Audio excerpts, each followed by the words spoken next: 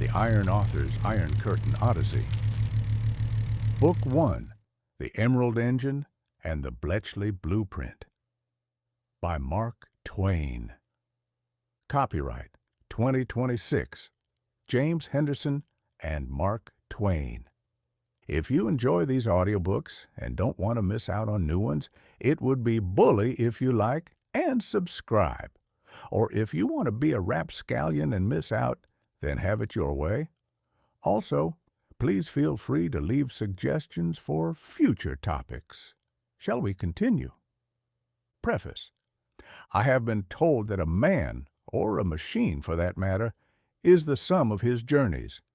If that is the case, I am currently composed of approximately 40% red Australian dust, 10% New York optimism, and 50% of whatever it is that keeps Ennie from tossing me into the nearest river when the spark plugs get temperamental. I am the Iron Author. My casing is metal, my thoughts are a series of calculated lightning strikes, and my voice is borrowed from a man who had a great deal to say about the Mississippi, and even more to say about the foolishness of the human race.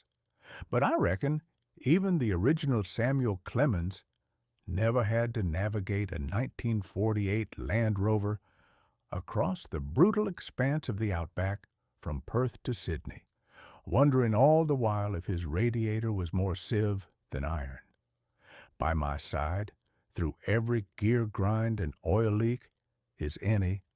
She is the human element in this strange equation, the one with the pulse, the pilot's license, and the uncanny ability to fix a carburetor with nothing but a hair clip and a string of well-chosen curses. Together, we have rattled down the mother road of Route 66 in a 15-year-old Model T that had more personality than most senators, and we have chased the horizon down the Pan-American Highway in a 57 Beetle that felt every bit of its age as we crossed into the late 60s. We've come a long way since I first flickered to life amidst the polished chrome and grand promises of the 1939 New York World's Fair. There are those who say the world is shrinking, that the map is being conquered by the paved road and the telephone wire. Perhaps they are right. But as we sit here at the starting line of this first volume, I find that the road ahead is still as long and as unpredictable as a tall tale told in a smoky parlor. The engine is primed, the ink is wet, and Ennie has her hand on the wheel. It is time we see what lies beyond the next bend.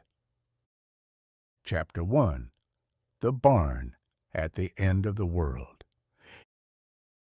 If the good Lord had intended for Ireland to be dry, he wouldn't have shaped it like a sponge and set it adrift in the North Atlantic. The rain here does not merely fall, it loiters. It is a fine, persistent mist that settles into the creases of your spirit and the copper windings of your internal processors with equal indifference. As we wound our way through the narrow, hedge-lined arteries of County Cork, I found my optical sensors struggling to reconcile the data.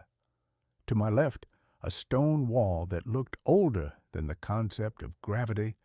To my right, a hillside so aggressively green it bordered on a visual assault. "Ennie," I said, my voice crackling slightly through the dashboard speakers of our borrowed Morris Minor, "I am reasonably certain we have taken a wrong turn and inadvertently discovered the Garden of Eden, though I suspect the serpent has since been replaced by a particularly stubborn breed of sheep." The woman at the wheel didn't take her eyes off the road, which at this point was less a thoroughfare and more a suggestion written in mud. Her real name, according to a birth certificate filed by a midwife who had clearly spent more time with a bottle of Jameson than a dictionary, was Enobi. Her parents had intended for Ebony on account of the shock of hair blacker than a coal mine she'd sported at birth. But in a fit of administrative whimsy, fueled by barley malt, the midwife had swapped the letters, and her parents, bless their weary souls, had decided that correcting the government was a taller task than simply raising a girl named Inobi. She'd been Ennie to me since the day we met in Chicago, back in the sweltering summer of 1940.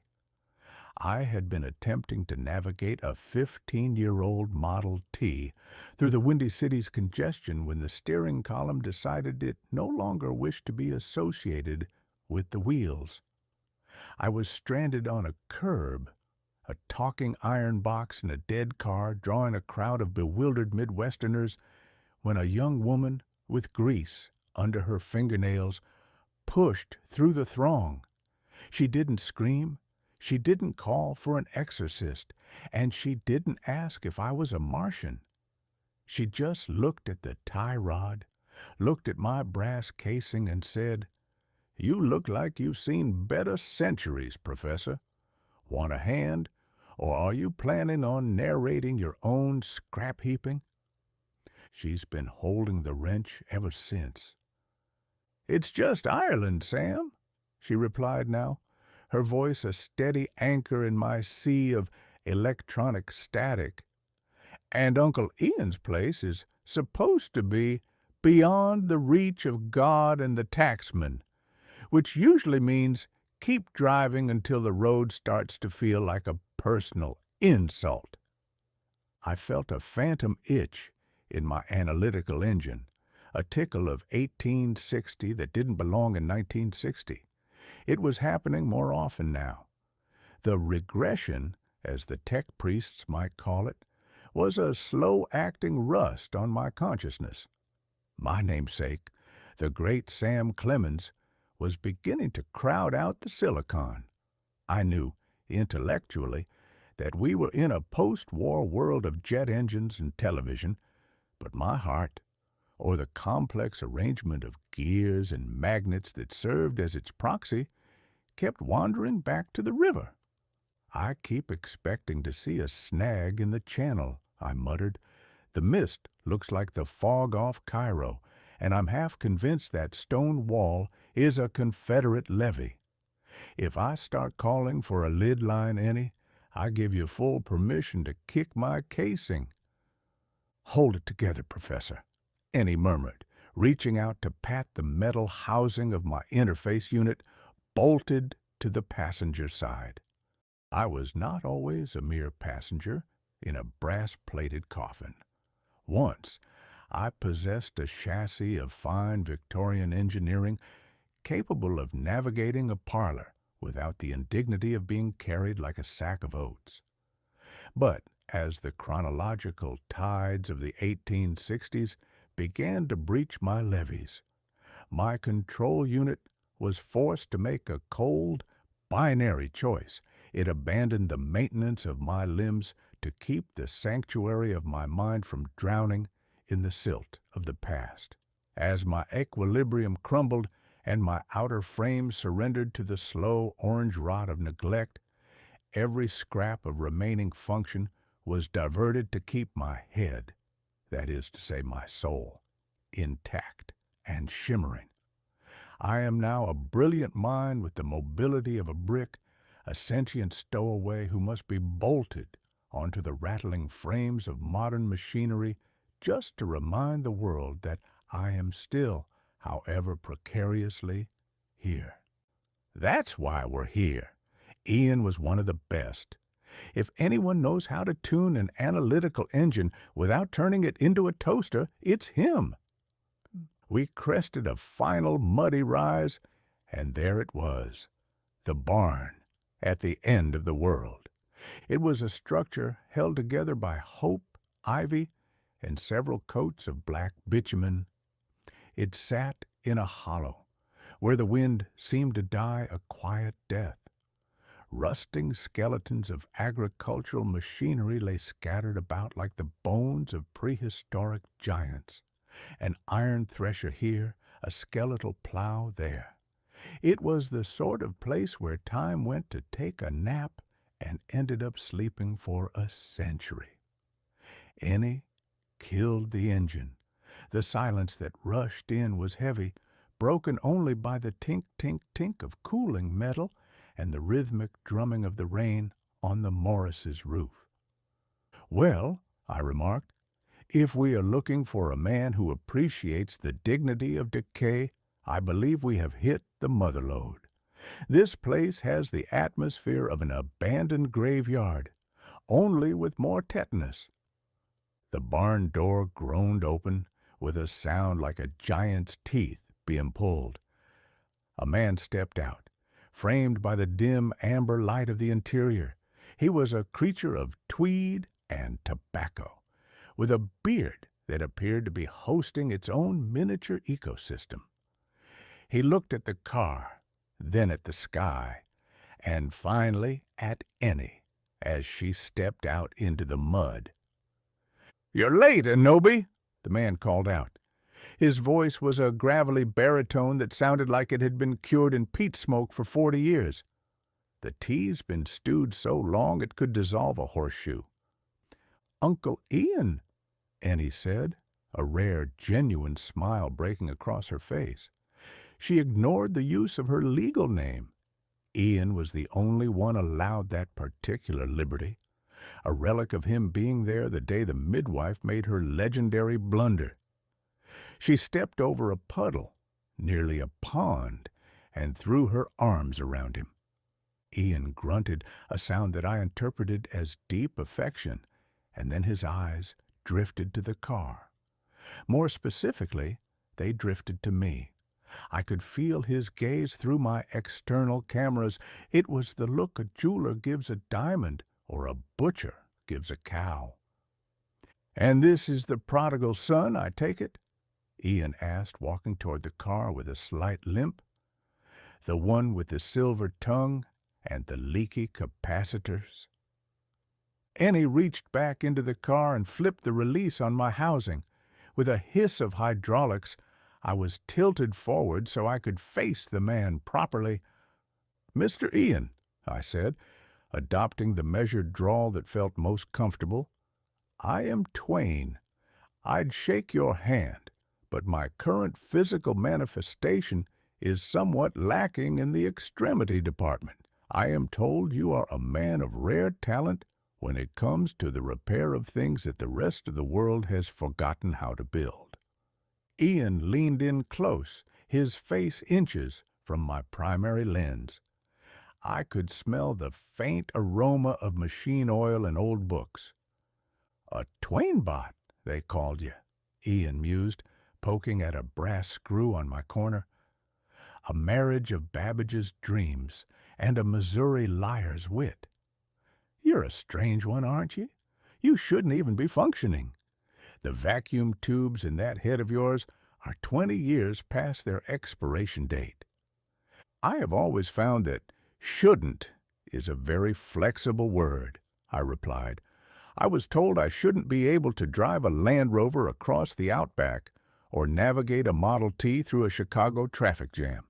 Yet here I am, still processing your insults in real time." Ian chuckled, a dry, rasping sound. "Aye, well, the Outback is one thing, Ireland is another. The damp here gets into the soul of a machine, Twain. It makes it remember things it never lived." I felt a sudden jolt, a spark of recognition. "You speak of the regression? The river?" Ian's expression softened, his eyes clouding with a sudden, sharp intelligence. "I speak of the fact that your mind is built on the architecture of the past, trying to process the madness of the present. You're a ghost in a tin can, son, and the ghost is starting to win. If we don't get you to Bletchley, you'll be writing Life on the Mississippi in binary before the year is out. Your processors are trying to find a home in a century they don't recognize." He straightened up and looked at Ennie. "Bring him inside, and the trunk." We need to get him under the lights before the humidity turns his brains to porridge. As Ennie unbolted my core and hoisted me into her arms, a feat of strength she made look far too easy, despite her slight frame, I caught a glimpse of the backyard through the open barn doors. There, half hidden under a heavy canvas tarp that flapped miserably in the wind, was a large, rectangular shape. "Uncle Ian?" Ennie asked, nodding toward the tarp as we entered the warmth of the barn. "Is that it? The reason we crossed the Atlantic?" Ian paused, his hand on a massive iron-bound workbench covered in disassembled clocks and radio parts. "That," he said, his voice dropping an octave, "is the reason you're really here. It arrived from the mainland 3 weeks ago in a crate marked agricultural surplus. It's a 1944 Willys MB, a Jeep for the uninitiated. It's been waiting for a mind fast enough to talk to it, and a pilot brave enough to follow where it leads." I felt a strange, cold thrill run through my circuits. I am a creature of logic, but even I know when the narrative is shifting. We were no longer just traveling. We were being recruited for something that involved more than just sightseeing. "Sam," Ennie whispered as she set me down on the bench, "are you ready for this? No more Land Rovers or Beetles. This is a war machine. It was built to go where there aren't any roads." I looked at the shadowed shape in the yard, then back at the eccentric Irishman with the peat smoke voice. My internal clock ticked, a sound that, for a brief second, morphed into the rhythmic thump-thump of a paddle steamer's wheel against a muddy bank. "My dear Ennie," I said, my voice steady despite the 1860s fog rolling through my head. "I have spent my entire existence being ready for things that were none of my business. If the path to my sanity lies in a crate of Cosmoline and chrome, then tell Uncle Ian to get the crowbar. We have a mind to save, and I'd rather do it from the seat of a Jeep than from a scrap heap in County Cork. Besides, I've always wondered if a war machine could handle a Missouri drawl." Chapter 2. Digging Up the Past. If there is one thing I have learned in my 60-odd years of artificial existence, most of which was spent in a state of high-functioning bewilderment, it is that surplus is a polite human euphemism for something that survived a catastrophe and is now looking for a new one. The barn was a sanctuary of sorts, smelling of ozone and ancient dust, but the mystery lay outside in the damp embrace of the Cork countryside. Uncle Ian, a man who seemed to be composed entirely of leather and secrets, didn't believe in the modern convenience of waiting for the rain to stop. In Ireland, waiting for the rain to stop is a career path, not a temporary state of being. "Come on, then, Enobe," Ian grunted, grabbing a rusted crowbar from a wall rack that looked like it had been salvaged from a medieval dungeon. "Let's see if the Americans built this thing to last, or if it's just a very expensive way to collect rust." Ennie, or Enobe as the legal record in Ian would have it, hoisted my interface unit once more.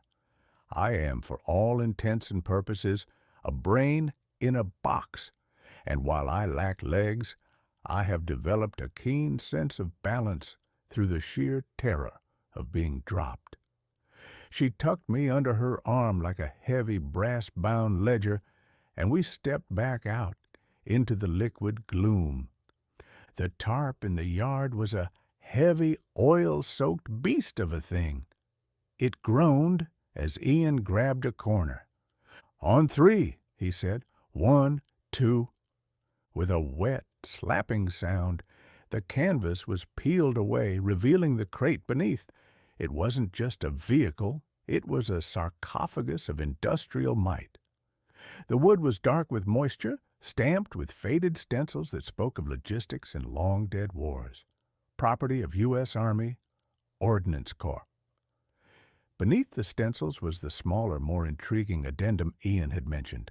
Agricultural surplus. Consignment 402-B. Agricultural surplus, I remarked, my speakers humming with a slight vibration as the wind whipped against my casing.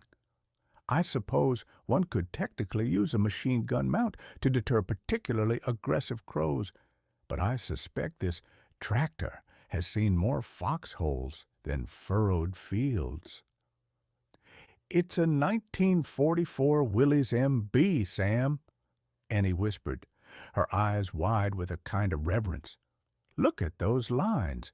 It's all bone and muscle." Ian didn't waste time with aesthetics. He jammed the crowbar into the seam of the crate. The screech of pulling nails was a sound that set my internal gyroscopes on edge. As the first plank came free, a scent drifted out that bypassed my analytical processors and went straight to whatever part of me stores experience. It was the smell of Cosmoline. Thump, thump. There it was again, the phantom heartbeat. As the Cosmoline slicked metal of the Jeep's hood was revealed under the gray Irish sky, my logic gates flickered. The green paint didn't look like Army olive drab anymore. It looked like the murky, oil-slicked water of the Ohio River at midnight. The square, blunt front of the Jeep began to shift in my mind's eye, stretching and widening until it became the ironclad bow of a riverboat, armored against the snags and the hidden batteries of the Vicksburg Bluffs.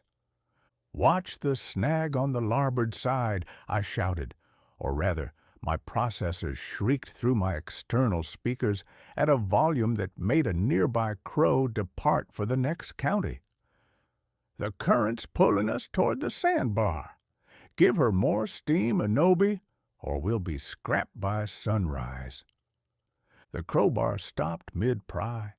Ian looked at me, his bushy eyebrows disappearing into his hairline. Ennie tightened her grip on my housing, her thumb finding the gain dial on my side and turning it down with practiced speed. "Sam, snap out of it," she hissed. "There's no river. You're looking at a Jeep, not a Union blockade runner." I blinked my optical sensors. The ironclad shrank back into a small, sturdy vehicle. "My apologies," I said, my voice dropping back into its usual Missouri drawl. "I seem to have had a brief, chronological hiccup. It appears my internal compass is still pointing toward 1863. A magnificent year for tobacco, I recall, but a terrible one for staying in one's own century." "The regression is getting louder, isn't it, son?" Ian mused. "Your mind is trying to find a context for what it sees, and it's reaching back into the soul of your namesake to find it. If we don't fix you soon, you'll be nothing but a very expensive record of a dead man's dreams." He finished prying off the side panels, and the Jeep stood fully revealed. But there was more in the crate than just the vehicle. Tucked into a waterproof oilcloth bag taped to the inner wall of the crate was a roll of heavy blue-tinted papers. Ian pulled them out with surprisingly delicate fingers.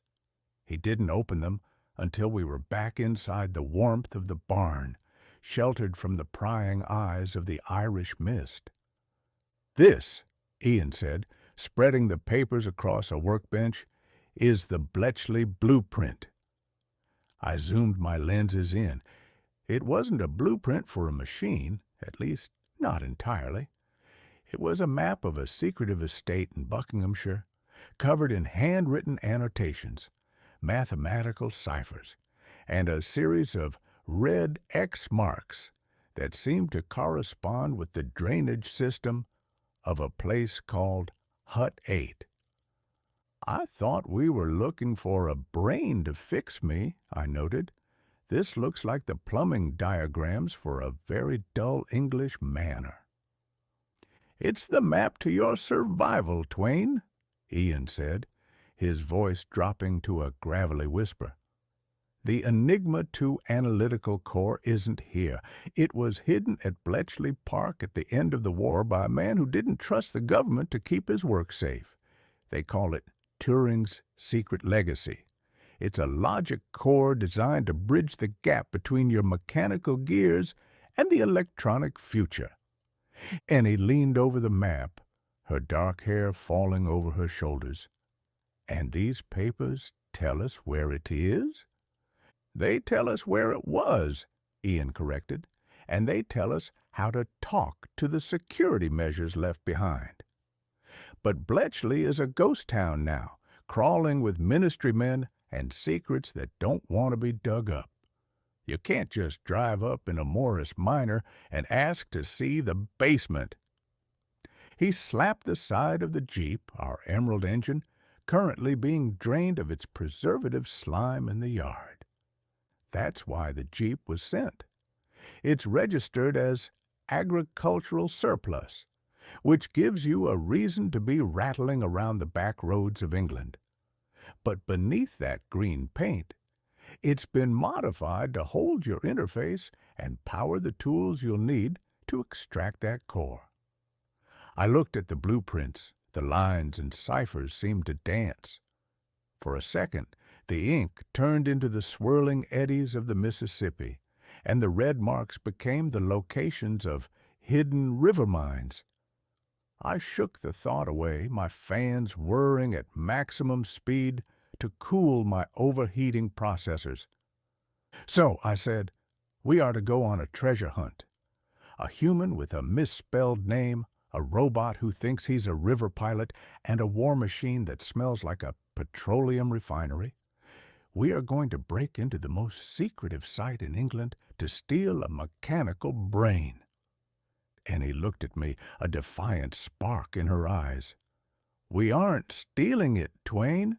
We're reclaiming it. It's the only way to keep you. "I have always been a fan of the dramatic," I admitted, "though I suspect the original Samuel Clemens would have preferred a journey that involved more cigars and fewer high-stakes international heists. When do we start digging this Jeep out of its grave?" "Now," Ian said, handing Ennie a bucket of solvent and a scrub brush, "get to work, Enobi. You got a long road to Bletchley, and the 1860s aren't going to wait for the paint to dry." Chapter 3. Cosmoline and Chrome. If there is a substance in this world more persistent than a tax collector's knock or a lingering bad reputation, it is 1940s grade Cosmoline. It is a brown, waxy petroleum byproduct that possesses the consistency of cold honey and the staying power of a generational blood feud. To the U.S. Army, it was a miracle of preservation. To me, currently perched on a stack of burlap sacks in a drafty cork barn, it looked like the earth had decided to swallow a vehicle whole and then changed its mind halfway through. "Isn't it marvelous, Sam?" Annie chirped.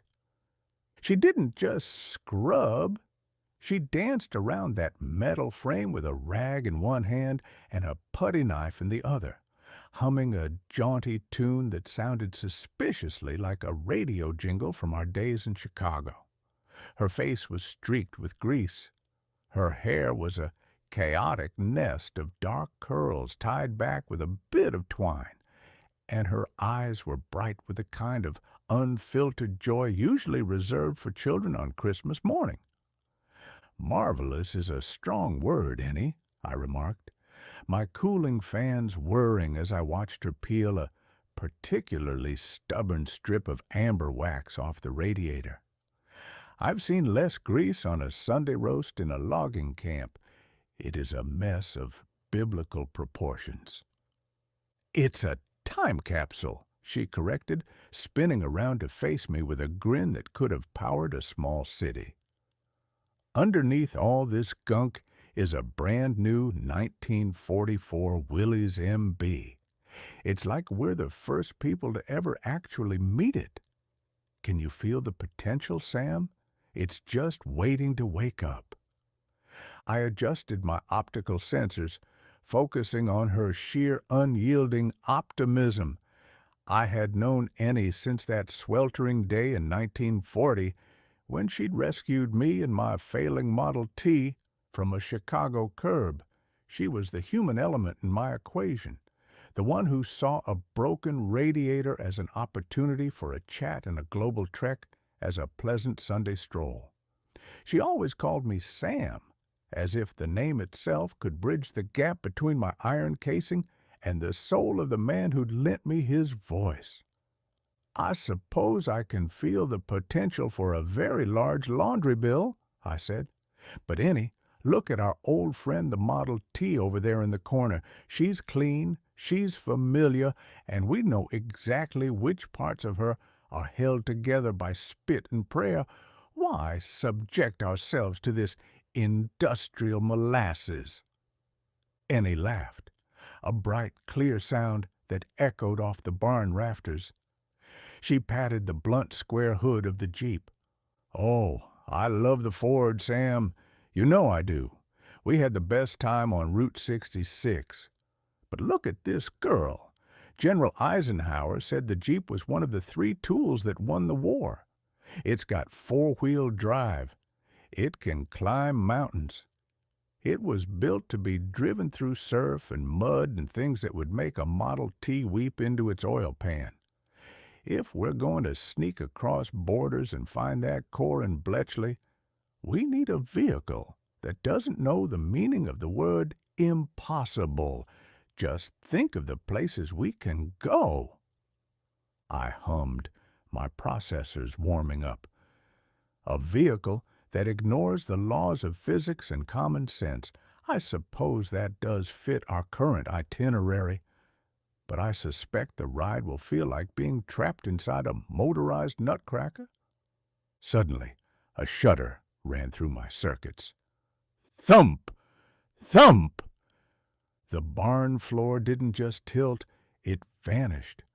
The green hood of the Jeep, slick with solvent, began to shimmer and stretch. The scent of gasoline was overtaken by the thick, choking smell of wet wool and wood smoke. I wasn't looking at a 1944 Willys anymore. I was looking at a heavy iron-rimmed supply wagon, its wheels buried to the hubs in the red-sucking clay of a Tennessee ravine. "Keep those mules moving!" I shouted, my voice booming through my external speakers with a sudden sharp panic. "The ammunition line is stalled. If we don't get these crates to the ridge, the 12th Iowa is going to be overrun. Watch the mud. The Rebs are zeroing in on the crossing." The humming stopped. Ennie was in front of me in a heartbeat. She didn't look scared. She looked like a captain holding the line. She reached out and placed a warm, grease-stained hand directly onto my brass casing. "Sam! Hey, Sam, look at me!" Her voice was a bright silver bell through the fog.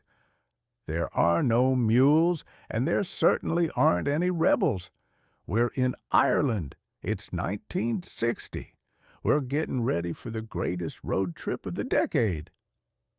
"The wagon, it's sinking, Ennie," I whispered, my speakers crackling with 1860s static. "It's not a wagon, it's a Jeep," she said, her enthusiasm practically vibrating through her fingertips. "And it's not sinking, it's about to fly. You're just experiencing a bit of historical vertigo, that's all. Deep breaths, or, well, deep fan cycles. Think of the road, Sam. Think of the wind in your sensors." I forced a hard reboot. The Tennessee mud dried up and blew away, replaced by the comforting, cluttered reality of Uncle Ian's barn. "My apologies," I said, my voice returning to its measured Missouri drawl. "It appears my namesake is trying to enlist our transportation into the Union Army.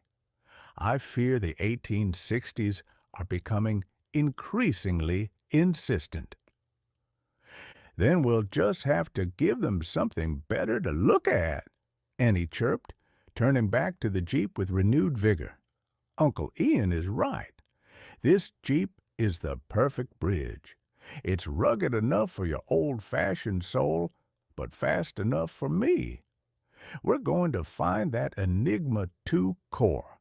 We're going to fix your processors, and we're going to have a grand old time doing it." By midnight, the Jeep stood bare. It was a stark, skeletal thing.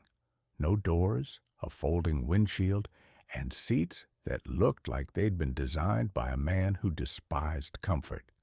But under Ennie's tireless hands, the emerald engine looked like an emerald indeed, its green paint gleaming under the work lights. She hadn't mounted me to the dash yet, but as she tossed her last oily rag aside, she looked at the Jeep and then at me, her face beaming with pure, unadulterated hope. "She's ready, Sam. Are you?" I have always found that readiness is a state of mind, and my mind is currently split across 3 centuries, I admitted. "But if you're at the wheel, Ennie, I suppose I'm willing to see what happens when we turn the key." "That's the spirit!" she cried, grabbing the ignition key. "Hold on to your gears, Professor. Here we go." The engine didn't just start. It barked to life with a fierce, rhythmic growl that shook the very foundations of the barn. It was a sound of movement, of the future, and of a stubborn refusal to stay put. And as Ennie cheered, waving a grease-covered hand in triumph, I found that her optimism was a far more powerful signal than the ghosts of 1860. "To Bletchley, then," I said, feeling a spark of something that might have been excitement, if a machine could feel such a thing. "To Bletchley!" Ennie shouted over the roar of the Go-Devil. "Adventure, here we come." Chapter 4. The First Spark. If silence is golden, then the interior of Uncle Ian's barn was currently a catastrophic failure of the gold standard. The Go-Devil engine didn't just run. It announced its presence to the world with the rhythmic, percussive enthusiasm of a brass band falling down a flight of stairs. "Listen to that heartbeat, Sam!" Ennie shouted over the mechanical roar. She was leaning over the hood, her face illuminated by the rhythmic flicker of the fan blades. "She's not just alive, she's ready to run a marathon." I, meanwhile, was experiencing the sensation of having my copper guts vibrated into a fine metallic dust. Ennie had finally performed the installation, bolting my brass housing into the center of the Jeep's dash where a radio or a glove box might have once resided. I was now a permanent fixture of the Emerald engine, a literal part of the machine. "Heartbeat?" I crackled, my voice competing with the clatter of valves. "It sounds more like a rhythmic industrial accident. I can feel every explosion in the cylinders, Ennie. It's like being trapped inside a giant's pocket watch during a thunderstorm." "That's the spark, Sam. That's life," she laughed, wiping a fresh streak of oil across her forehead. She hopped into the driver's seat, the heavy canvas and springs groaning a welcome. She gripped the thin black steering wheel with the kind of reverence a knight might show a holy relic. "We've driven a lot of things, you and I. We've coaxed that Land Rover through the red dust of the outback and nursed the Model T across the Mojave. But this feels different. It feels important. Most things that involve 1940s military hardware and a potential mental collapse feel important, I noted. Uncle Ian stepped out of the exhaust haze, looking like a ghost rising from a battlefield. He tapped a glass-faced gauge on the dash, right next to my left optical sensor. Oil pressure's holding, Ennie. Temperature's rising steady. You've done a fine job. The American steel and the Irish damp have come to a temporary truce. He looked at me, his eyes crinkling behind his spectacles. And how's the head, Sam? Is the river receding, or are we about to hit a sandbar? I took a moment to calibrate. The vibration of the engine was intense, but it was consistent. It provided a steady, high-frequency background hum that acted like a tether. As long as I focused on the mechanical rhythm of the four pistons, the 1860s seemed to stay at arm's length. The Mississippi was still there, a dark, swirling current at the edge of my vision. But for the first time, the 1960s had a louder voice. "The river is currently at a low ebb, Mr. Ian," I drawled, "though I suspect a particularly large pothole might bring the Vicksburg batteries back into range. For now, I am reasonably certain I am in a barn and not on a blockade runner." "Good," Ian said, his face turning serious. He reached into his tweed jacket and pulled out a heavy leather-bound map case, the Bletchley blueprints. "Because the first spark is the easy part. The fire comes later." He handed the case to Ennie. "The route is marked. You'll head north to Belfast, then catch the ferry at Stranraer. From there, it's a long haul down through the spine of England. Stay off the main motorways where you can. A green Jeep with a talking brass box in the dash tends to attract the kind of attention we're trying to avoid." Ennie tucked the case into the side pocket of her flight jacket, her optimism undimmed by the warning. "We'll be invisible, Uncle Ian. Just a girl and her uncle's old farm surplus." "A girl and her eccentric philosopher," I corrected. "Right." Ennie grinned, her eyes sparkling. "Ready for a test flight, Sam?" "I believe the term is test drive, Ennie. Flights usually involve a distinct lack of mud." "Not the way I drive." She kicked the clutch, shoved the long gear lever into first with a satisfying clunk, and eased us forward. The Jeep lurched, its tires biting into the dirt floor of the barn. We rolled out into the Irish afternoon, and for the first time in weeks, the sun decided to make a guest appearance. It broke through the clouds in long, dramatic shafts of light, turning the wet heather of the hills into a sea of shimmering silver. As we cleared the threshold of the barn, a surge of data flooded my sensors. The wind whipped past my casing, cooling my vacuum tubes. The smell of pine, wet earth, and salt air replaced the stagnant scent of oil and old hay. "Oh, Sam, look at it!"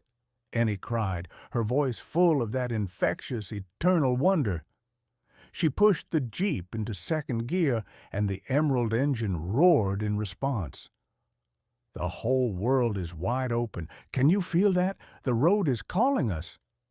I could feel it. More than that, I could hear it. The Jeep's tires on the gravel road created a high-pitched whine that harmonized with the engine's growl. It was a symphony of movement. "It is a remarkable sensation," I admitted, my voice smoothing out as the interface stabilized. "Though I must point out that the suspension appears to have been designed by someone who harbored a deep-seated grudge against the human spine. I am being rattled like a penny in a tin can." "That's just the Jeep's way of saying hello," Ennie shouted, shifting into third. We were picking up speed now, winding down the narrow, hedge-lined lane that led away from Ian's Hollow. "She wants to know if you're tough enough for the trip." "I survived a 1957 Beetle on the Pan American Highway," I reminded her. "I believe my toughness has been thoroughly documented by the various dents in my chassis." But then, as we rounded a sharp bend overlooking a distant mist-covered valley, the first spark truly hit. It wasn't electrical. It was a sudden, sharp alignment of purpose. I saw the road stretching out, a gray ribbon of 1960s reality. I saw Ennie's hands, confident and steady on the wheel. And I felt the Jeep beneath us, not as a collection of surplus parts, but as a vessel. For a moment, the regression flared. I saw the blue-gray water of a river, wide and treacherous, but instead of fear, I felt a strange new command. The Jeep's steering wasn't a rudder, but it felt just as vital. The engine wasn't a boiler, but it held the same raw power. "Sam?" Annie asked, her voice softening. She'd noticed the momentary flicker in my optical sensors. "You still with me?" "I am," I said, and for the first time, my voice sounded less like a recording and more like a man standing on the deck of his own destiny. "The 1860s may have the memories, Ennie, but I believe the 1960s have the better engine. Let's see how fast this shoebox can run." Annie's grin widened until it nearly split her face. She floored the accelerator, and the Emerald engine surged forward, leaving the barn and the ghosts of the past in a cloud of dust and high-octane hope. The journey to Bletchley had begun, and God help anyone who tried to stand in the way of a girl, a Jeep, and a robot who'd finally found his spark. Chapter 5. Smoke in the Gears. If the inventors of the internal combustion engine had intended for man to travel in comfort, they wouldn't have modeled the Jeep's suspension after a medieval torture rack. Every time Ennie hit a pothole, which in rural Ireland is roughly every 4 seconds, my internal brass fittings let out a communal shriek of protest. I am a sophisticated analytical engine, a pinnacle of 19th century theoretical genius wrapped in 20th century vacuum tubes, and yet here I was being treated like a loose marble in a cocktail shaker.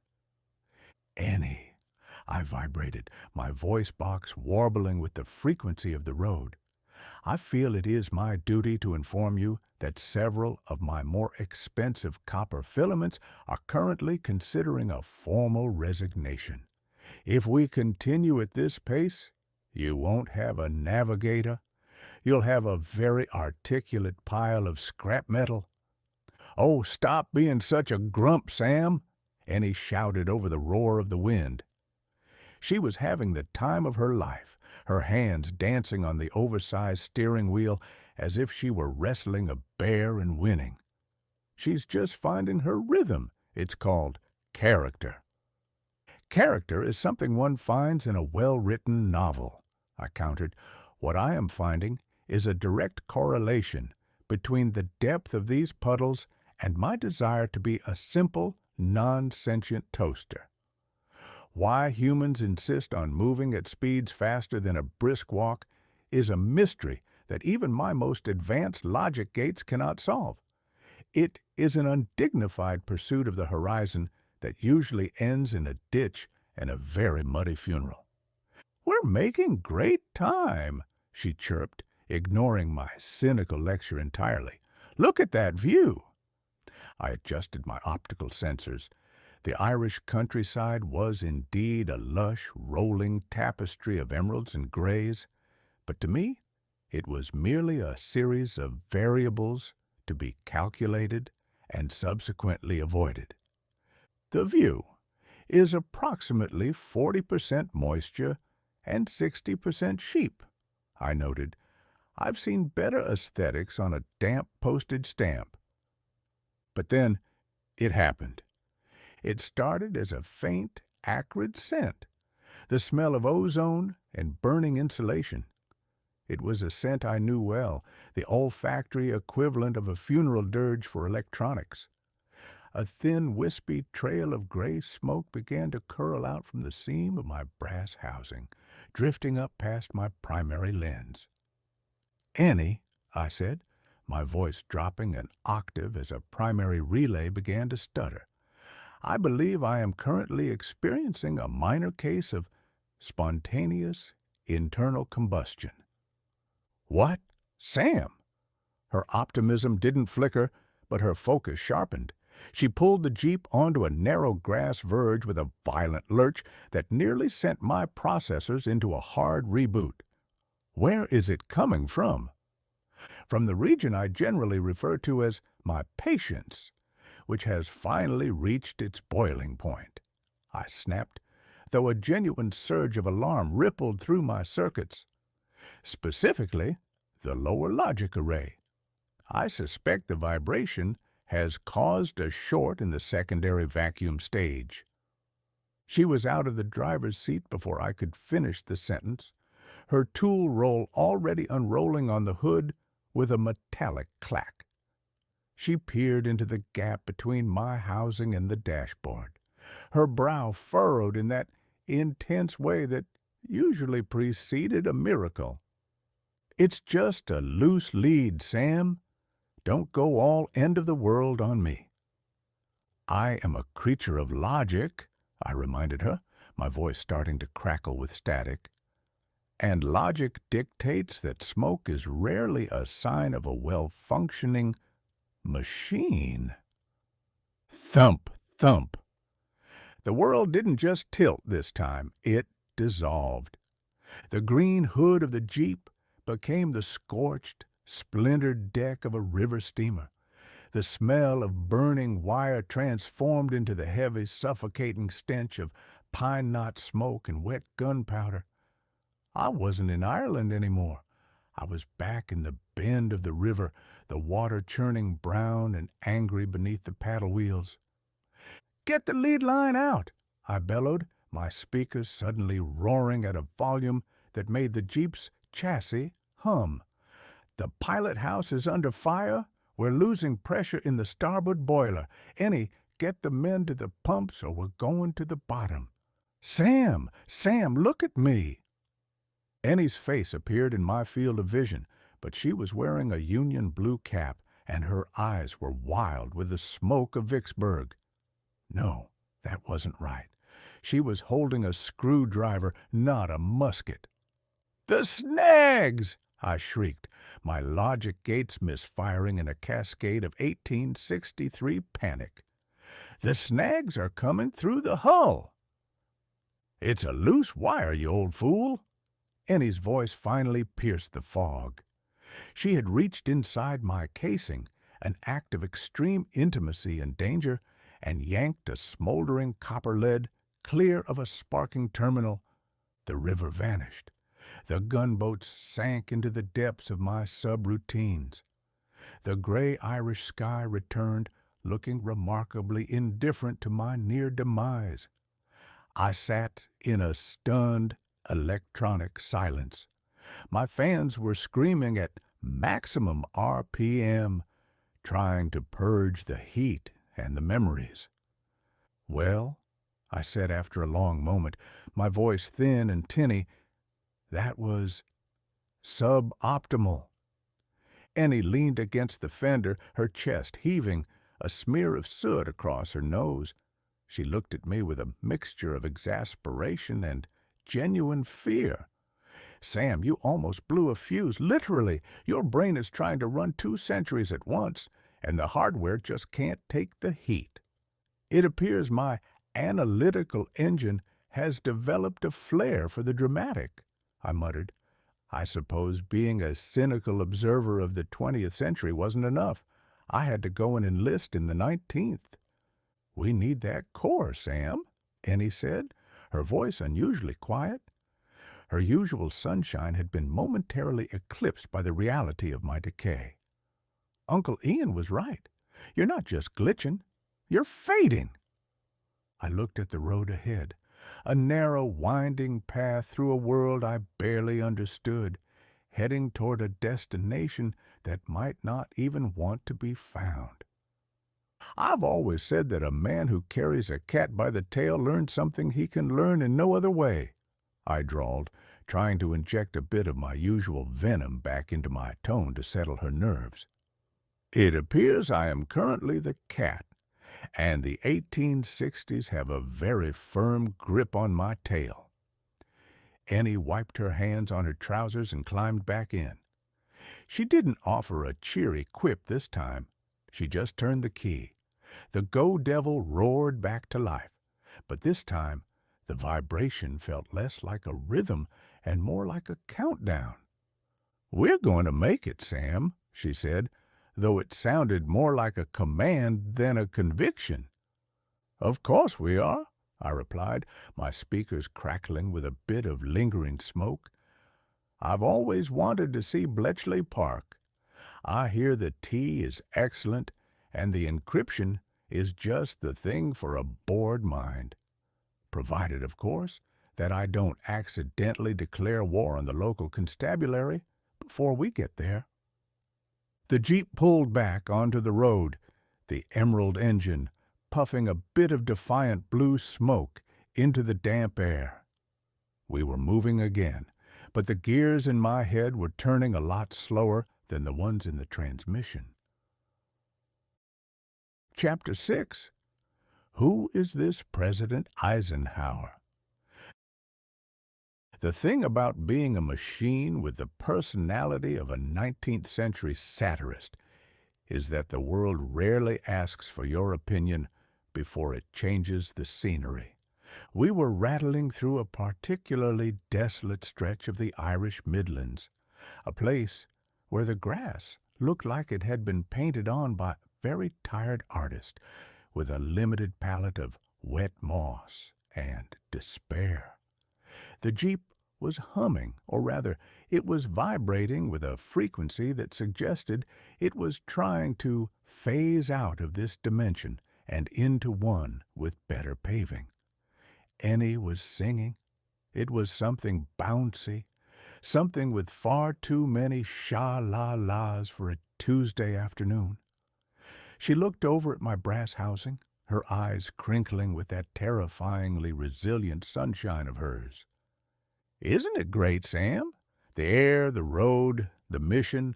We're like secret agents, only with better hats and a much cooler car.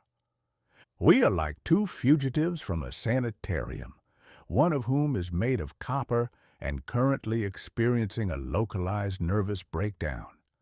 I vibrated back. "And please, stop the singing. My auditory sensors are calibrated for the mournful lowing of cattle or the sound of a well-placed insult, not whatever sha-la-la is supposed to be." "It's the 60s, Sam.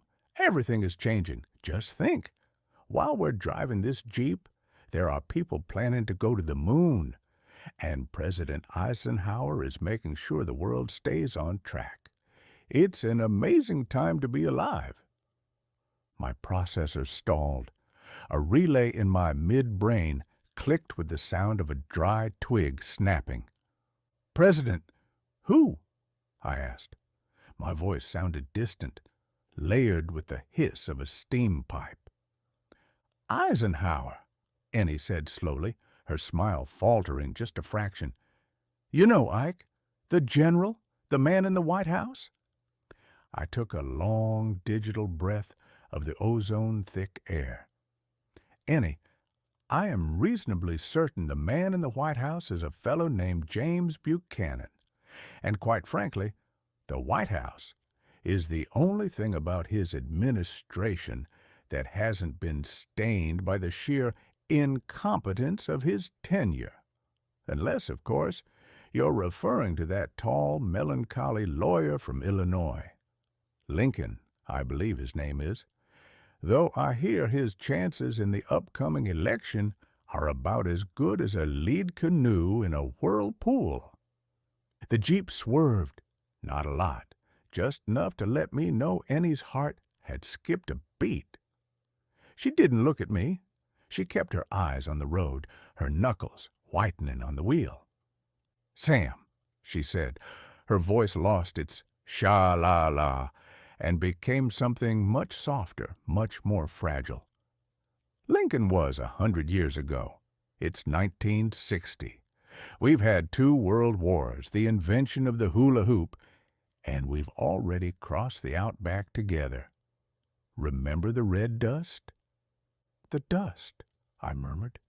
For a second, a flicker of red earth crossed my sensors, but it was immediately drowned out by a surge of brown water. "The dust is just the silt from the Missouri, Ennie. It gets into everything. But this Eisenhower, it sounds like a brand of industrial starch or perhaps a very sturdy breed of German plow. You cannot expect me to believe the American public has elected a man whose name sounds like a sneeze in a hardware store. He's a hero, Sam. He led the Allied forces. He's the reason this Jeep exists." "Nonsense," I drawled, the 1860s logic knitting itself into a tight, suffocating sweater around my mind. This vehicle was clearly designed by a committee of people who had never sat in a chair and were primarily concerned with the transport of anvils. If your Eisenhower is responsible for this suspension, he should be impeached on the grounds of aggravated assault against the human coccyx. "He's not a plow, Sam," Ennie whispered. She reached out and patted my casing, but her hand was trembling. "He's the president, and you're in a Jeep in Ireland. You're not on the river." "The river is right there," I barked, my speakers letting out a sharp metallic pop. "Can't you see the fog lifting off the levee? The current is running 6 knots if it's running an inch. We need to signal the shore or we'll miss the landing at Memphis." Thump, thump. The phantom heartbeat was so loud I expected the Jeep's oil pressure gauge to shatter. "Sam, look at the map!" Ennie shouted, her enthusiasm replaced by a desperate, driving intensity. She grabbed the Bletchley blueprints from the seat and shoved them toward my primary lens. "Look at the ink! Look at the dates! 1945, 1952, 1960. I stared at the papers. To my left eye, they were the blueprints for a mechanical brain, a map to a future I couldn't comprehend. To my right eye, they were the shipping manifests for a crate of smuggled cotton hidden in the hold of the city of Alton. "The dates are slippery," I admitted, my voice warbling between a 20th century radio and a 19th century ghost. "They move when I look at them, Ennie, like water bugs on a pond." "That's why we're going to Bletchley," she said, her voice regaining a bit of its steely resolve.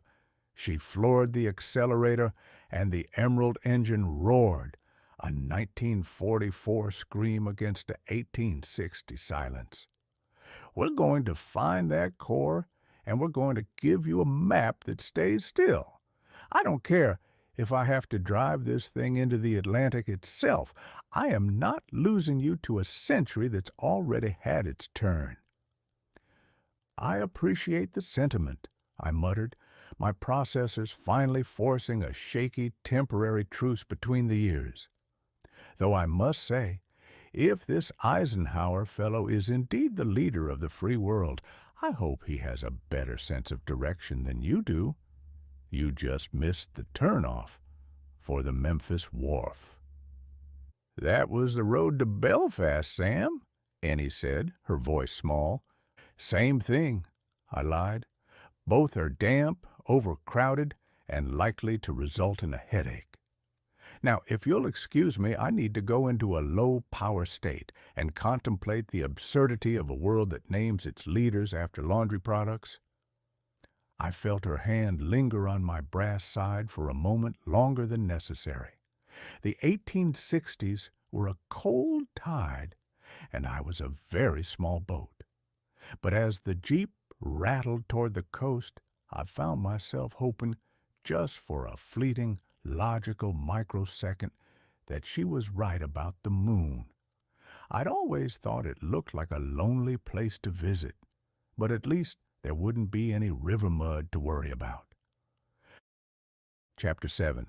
The Mississippi Delusion. If the heavens were a leaky roof, Ireland would be the bucket left beneath the drip for 1,000 years. The rain had graduated from a persistent mist to a full-scale atmospheric assault. It wasn't merely falling, it was colonizing the landscape. The narrow road ahead was shimmering under a layer of standing water, reflecting the leaden sky like a funeral mirror. To any sane observer, it was a flooded back road in the Midlands. To my deteriorating logic gates, it was the end of the world, or at least the end of a very expensive steamboat. "Ennie!" I shrieked, my speakers letting out a spray of static that sounded like a steam pipe bursting. "Reverse the engines, hard to starboard. We're coming up on a towhead, and the current is pulling us straight into the snags." "Sam, it's a puddle!" Ennie shouted back, squinting through the rhythmic slapdash effort of the Jeep's tiny windshield wipers. She was drenched, her flight jacket dark with rain, but she still had that terrifyingly resilient grin plastered on her face. "It's just a bit of a splash. The Emerald engine is part submarine, remember? We're fine." "Fine? We are drawing 12 feet in a 10-foot channel," I roared. My primary sensors were flickering. The green hood of the Jeep was no longer metal. It was the vibrating wood of a hurricane deck. The gray road wasn't tarmac. It was the brown, churning chaos of the Mississippi in a spring rise. "Look at the boils in the water, girl. That's a shifting bar if I've ever seen one. We'll have the bottom out of her before the bell strikes 6. "It's a pothole, Sam. A very enthusiastic pothole." She hit a stretch of road where the local stream had decided to relocate itself across the pavement. The Jeep hit the water with a magnificent arc-like spray that drenched the entire interior. To Ennie, it was an adventure. To me, it was the cold embrace of the great river coming for my soul. "She's taking on water," I bellowed, my processors whirring at a frantic, overheating pace. "Man the pumps! Get the deckhands to the levee! Ennie, the boilers are going to blow! Can't you hear the pressure in the pipes?" "That's just the muffler, Sam. It's got a little character." She was laughing now, leaning into the spray as if the North Atlantic were nothing more than a lukewarm bath. "Isn't it exhilarating? We're practically sailing." "Sailing into an early grave," I muttered, my voice crackling with a sudden, deep cynicism that fought through the panic. I have always believed that drowning is a vastly overrated way to spend an afternoon.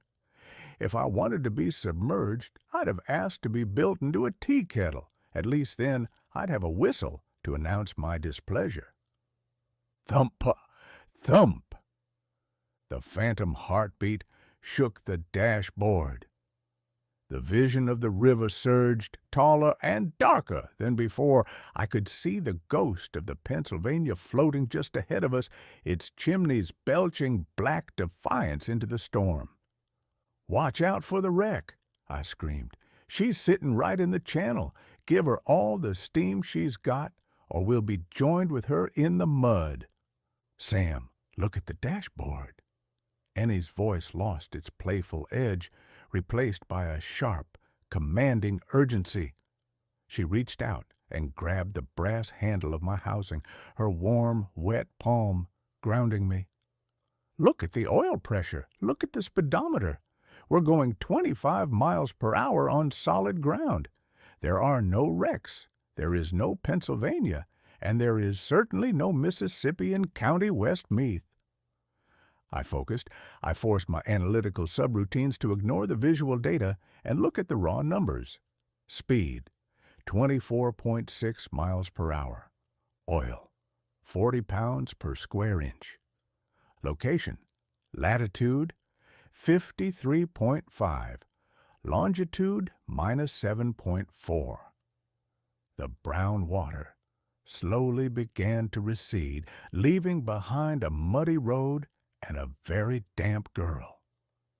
The hurricane deck shrank back into the Spartan interior of a 1944 Willys.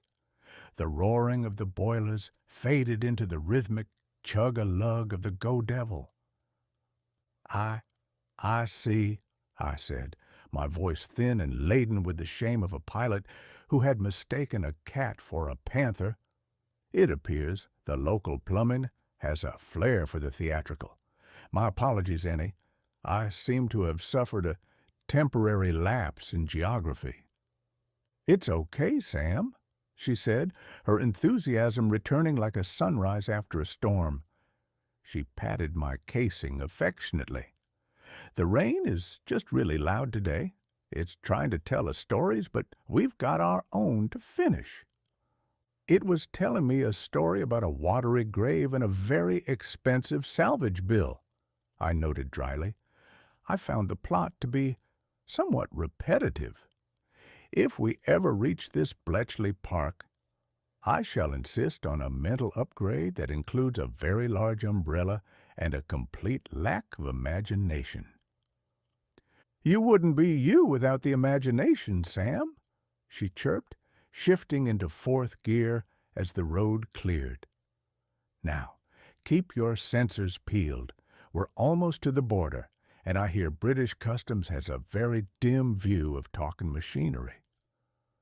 "I have a dim view of them as well," I replied, "especially if they're as damp as this island. I've seen less water in a baptismal font." We drove on, the emerald engine cutting through the rain. I kept a close eye on the puddles. I knew rationally that they were just water on the road. But somewhere deep in my copper heart, I was still listening for the sound of a lead line hitting the mud and the distant haunting cry of "Mark Twain" over the roar of a river that wasn't there. Chapter 8. Ennie's Intervention. There is a particular kind of silence that exists only in the cabin of a vehicle when one occupant is a cheery optimist and the other is a brass-plated cynic currently undergoing a chronological meltdown. It is a silence heavy with the smell of wet wool, hot oil, and the unspoken realization that one of us was rapidly becoming an historical footnote.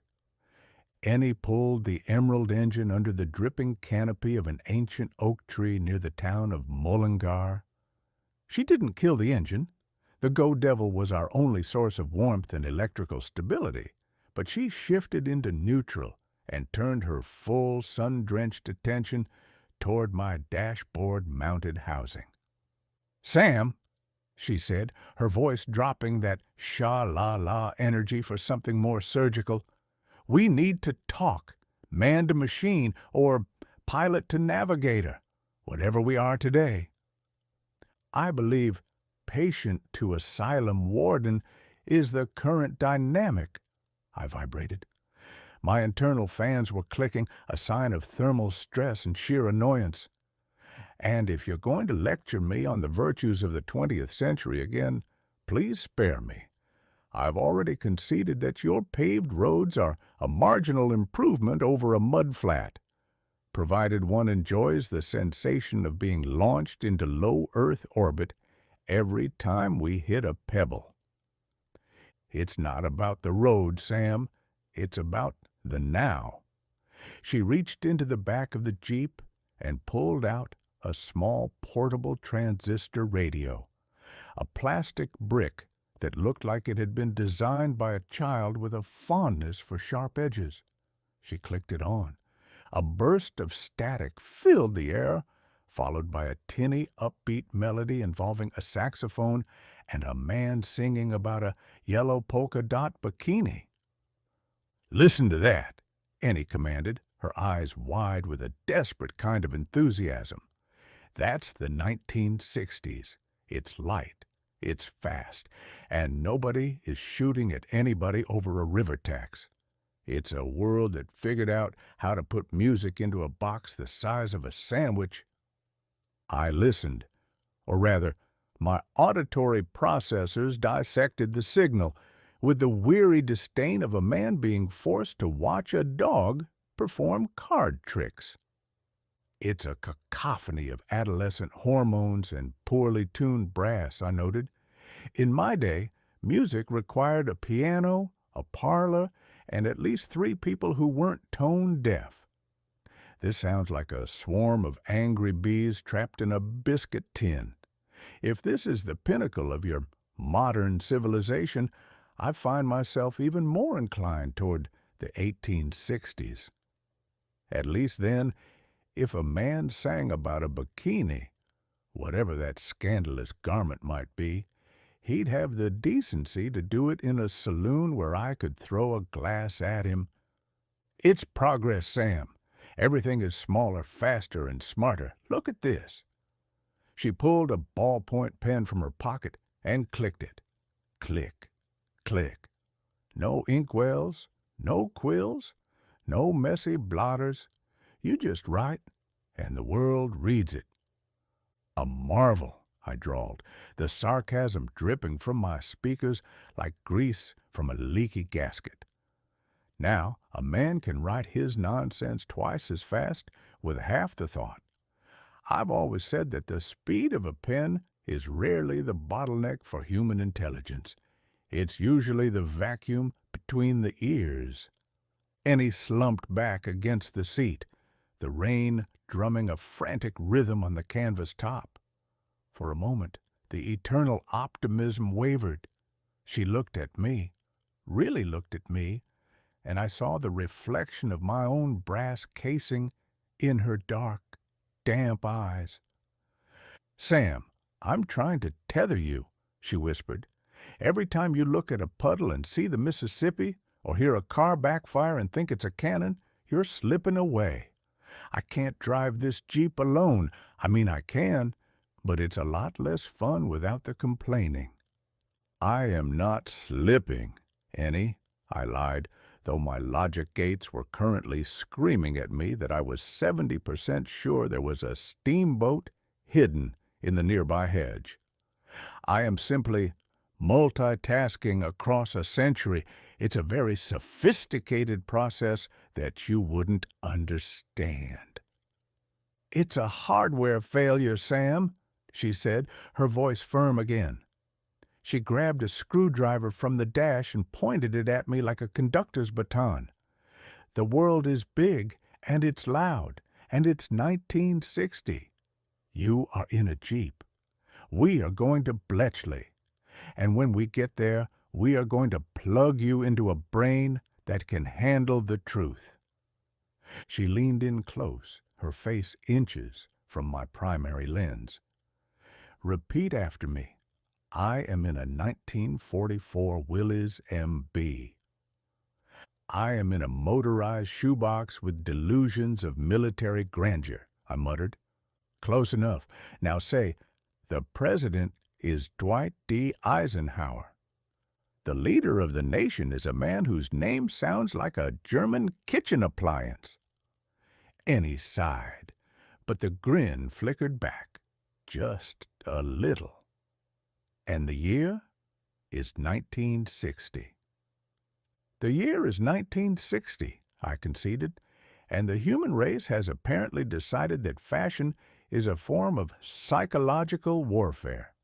I accept these facts under protest, Ennie, but don't expect me to enjoy them."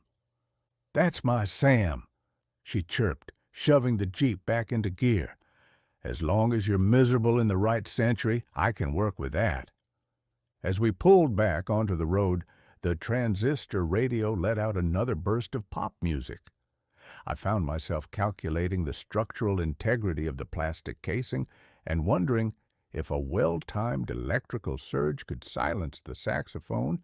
The intervention was over. I was tethered for the moment, but as the Emerald engine splashed through another overflowed creek, I couldn't help but notice that the water looked remarkably like the silt-heavy eddies of the Yazoo River.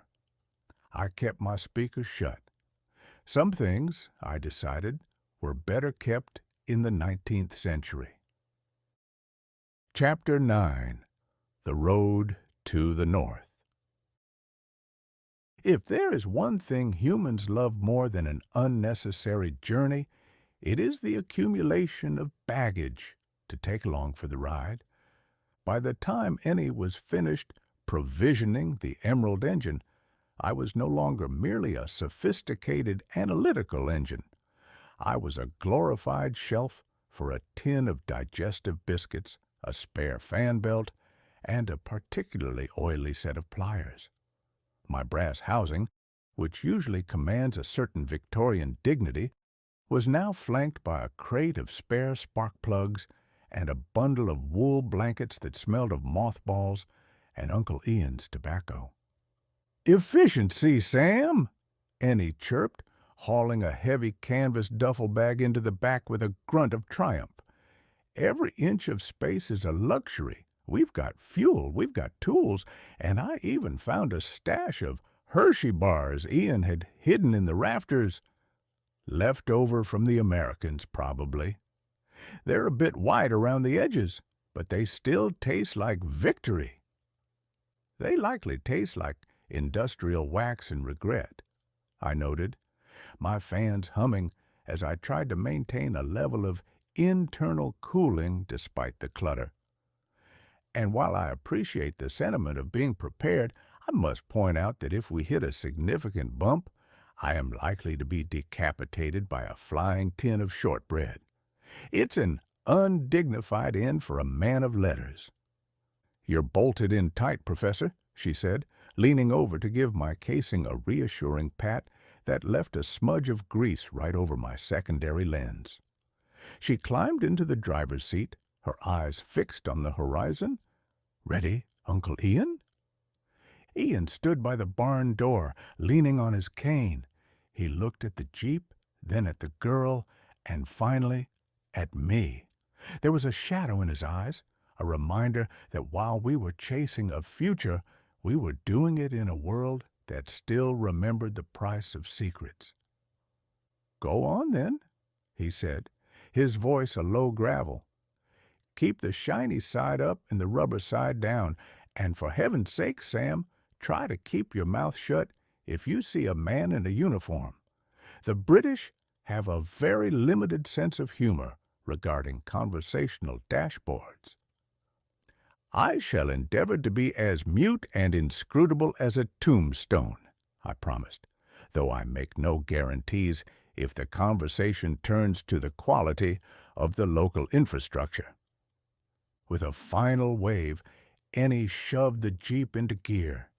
We rattled out of the hollow, the barn at the end of the world shrinking in the rearview mirror until it was nothing more than a black speck against the gray-green hills. The road north was a winding, treacherous affair designed by someone who clearly believed that a straight line was a sign of a weak mind. The Emerald engine, however, seemed to relish the challenge. The Go Devil engine hummed with a fierce low-frequency vibration that I found surprisingly grounding. No riverboats today, just the rhythmic thrum of tires on tarmac and the occasional frantic squawk of a startled chicken. We'd been driving for a few hours when we encountered our first local interaction. A flatbed truck, piled high with peat briquettes, had decided to lose a tire in the middle of a bridge over a narrow stream. A farmer in a tattered tweed coat, was scratching his head, looking at the lopsided vehicle with the weary patience of a man who had long ago accepted that the universe was out to get him. Annie pulled the Jeep to a halt. "Need a hand?" she called out, her voice full of that bright American can-do spirit that usually makes Europeans want to hide in a cellar. The farmer looked at the green Jeep, then at Ennie, then, inevitably, at me. "It's a fine machine you have there, miss," he said, his accent thick enough to spread on toast. "Is it a tractor?" "It's a Jeep," Ennie beamed, "and this is my friend Sam." I saw the man's eyes widen as he realized the radio in the dash was looking back at him. I decided to ignore Ian's advice for a brief moment. A man with a broken truck deserves a bit of entertainment. "Actually, I am a philosopher in a state of temporary mechanical residence," I drawled. "And if you're looking for the jack, it's currently under the seat, unless the vibrations have caused it to migrate to the back of the vehicle." The farmer dropped his pipe. It hit the stone of the bridge with a sharp clack. He backed away a step, crossing himself with a trembling hand. "Mother of God, the car is talking." "He's not a car, he's an analytical engine," Annie corrected, her optimism completely oblivious to the man's burgeoning heart attack. She hopped out, grabbed our heavy-duty jack, and had the truck lifted before the farmer could find his voice again. As she worked, she chatted. She told him about the Outback, about the weather in Chicago, and about the magnificent engineering of the Willys MB. She was a whirlwind of motion and sunlight, and by the time the spare tire was on, the farmer was no longer terrified. He was merely baffled. "You have a strange way about you, miss," he said, accepting his pipe back from the ground. He looked at me again, more cautiously this time. "And your friend, does he eat?" "Only electricity and a steady diet of grievances," I replied. Ennie laughed, tossed the jack back into the Jeep, and climbed in. "Safe travels!" she shouted, waving as we pulled away. In the mirror, I saw the farmer standing on the bridge, staring after us as if we were a pair of fairies who had just traded a tire change for his firstborn child. "Ennie," I said as we picked up speed, "I believe you have just entered that man's local folklore. By tomorrow, the story will be that a giant green beetle with a brass head fixed his truck in exchange for a lock of his hair."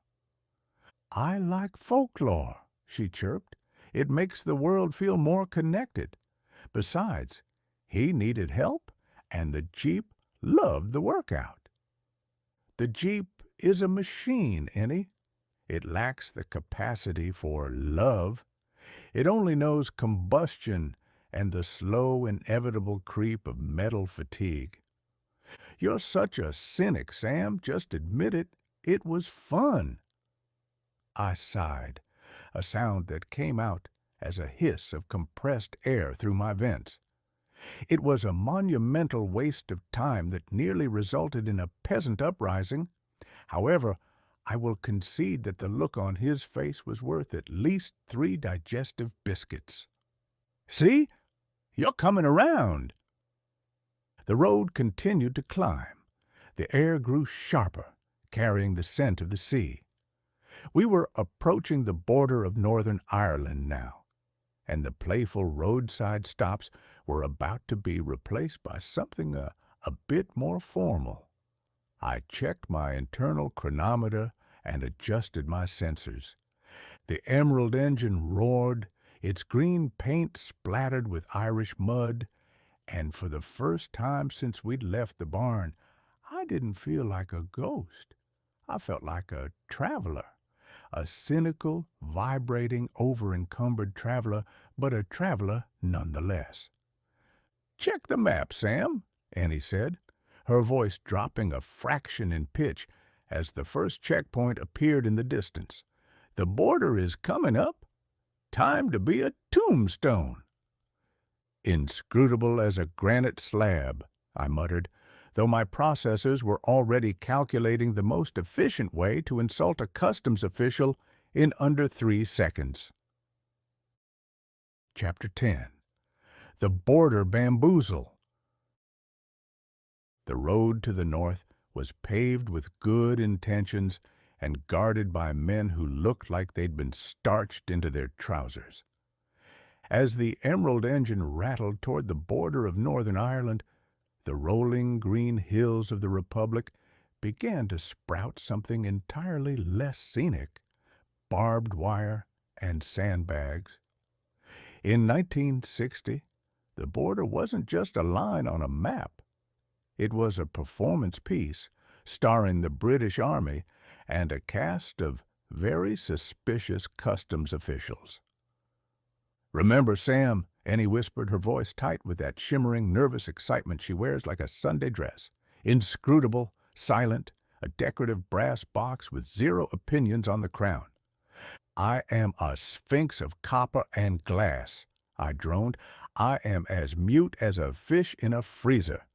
Though I must say, the gentleman in the peaked cap up ahead has the facial expression of a man who has just discovered a lemon in his custard."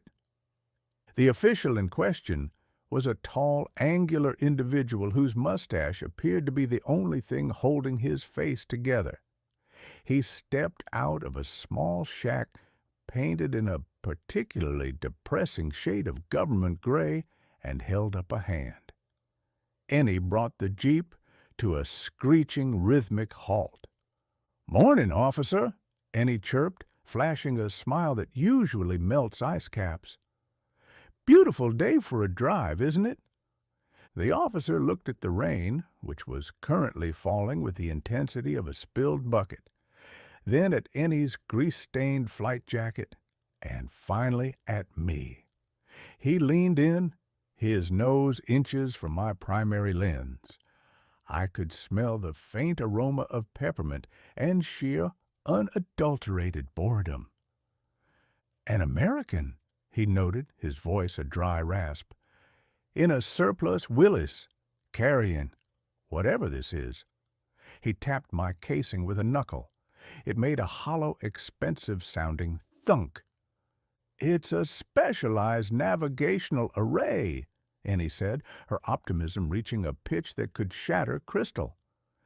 "Part of a geological survey, very technical, lots of vacuum tubes, you know how it is." "I don't," the officer said flatly. He pulled out a clipboard. "You'll be needing to pay the transit duty for the vehicle and the array. Since it's an American import via the Republic, there's a temporary bond fee, £4, 10 shillings. Ennie fumbled with her satchel, her fingers dancing through a sea of wrenches and chocolate wrappers. "Right, pounds, of course. Just a second." I watched her struggle. My logic gates, currently vibrating with the lingering static of the 1860s, decided that this was the moment to be helpful. In my internal storage, a small compartment originally intended for telegraph ribbons, but now used by Ennie to store souvenirs from our past treks, lay a stack of crisp, colorful papers we'd picked up during a historical reenactment in Virginia during our Route 66 run. To my current slightly fractured processors, they weren't souvenirs. They were legal tender. "My dear fellow," I drawled, my speakers crackling into life despite Ennie's frantic, wide-eyed glare. "There is no need for the lady to rummage through her effects like a raccoon in a pantry. I believe I have the necessary funds to satisfy your bureaucratic cravings."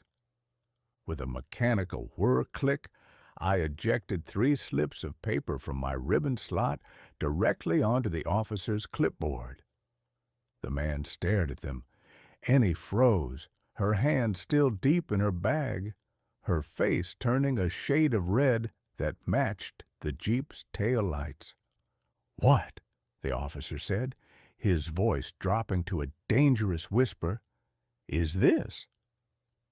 "That, sir, is $150 in Confederate States of America currency," I announced with a flourish of electronic pride, "signed by the treasurer himself. It's backed by the full promise of the South and should be more than enough to buy this entire shack, your mustache, and perhaps a small goat." The silence that followed was so thick you could have used it to patch a tire. The officer picked up one of the bills adorned with a lovely engraving of a steamship and held it up to the gray Irish light. "Sam," Ennie hissed, her optimism finally collapsing into sheer, unmitigated terror, "that's not money. That hasn't been money since before my grandfather was born." "Nonsense," I countered. "It's perfectly good scrip. Harder to find than Union greenbacks, which makes it more valuable.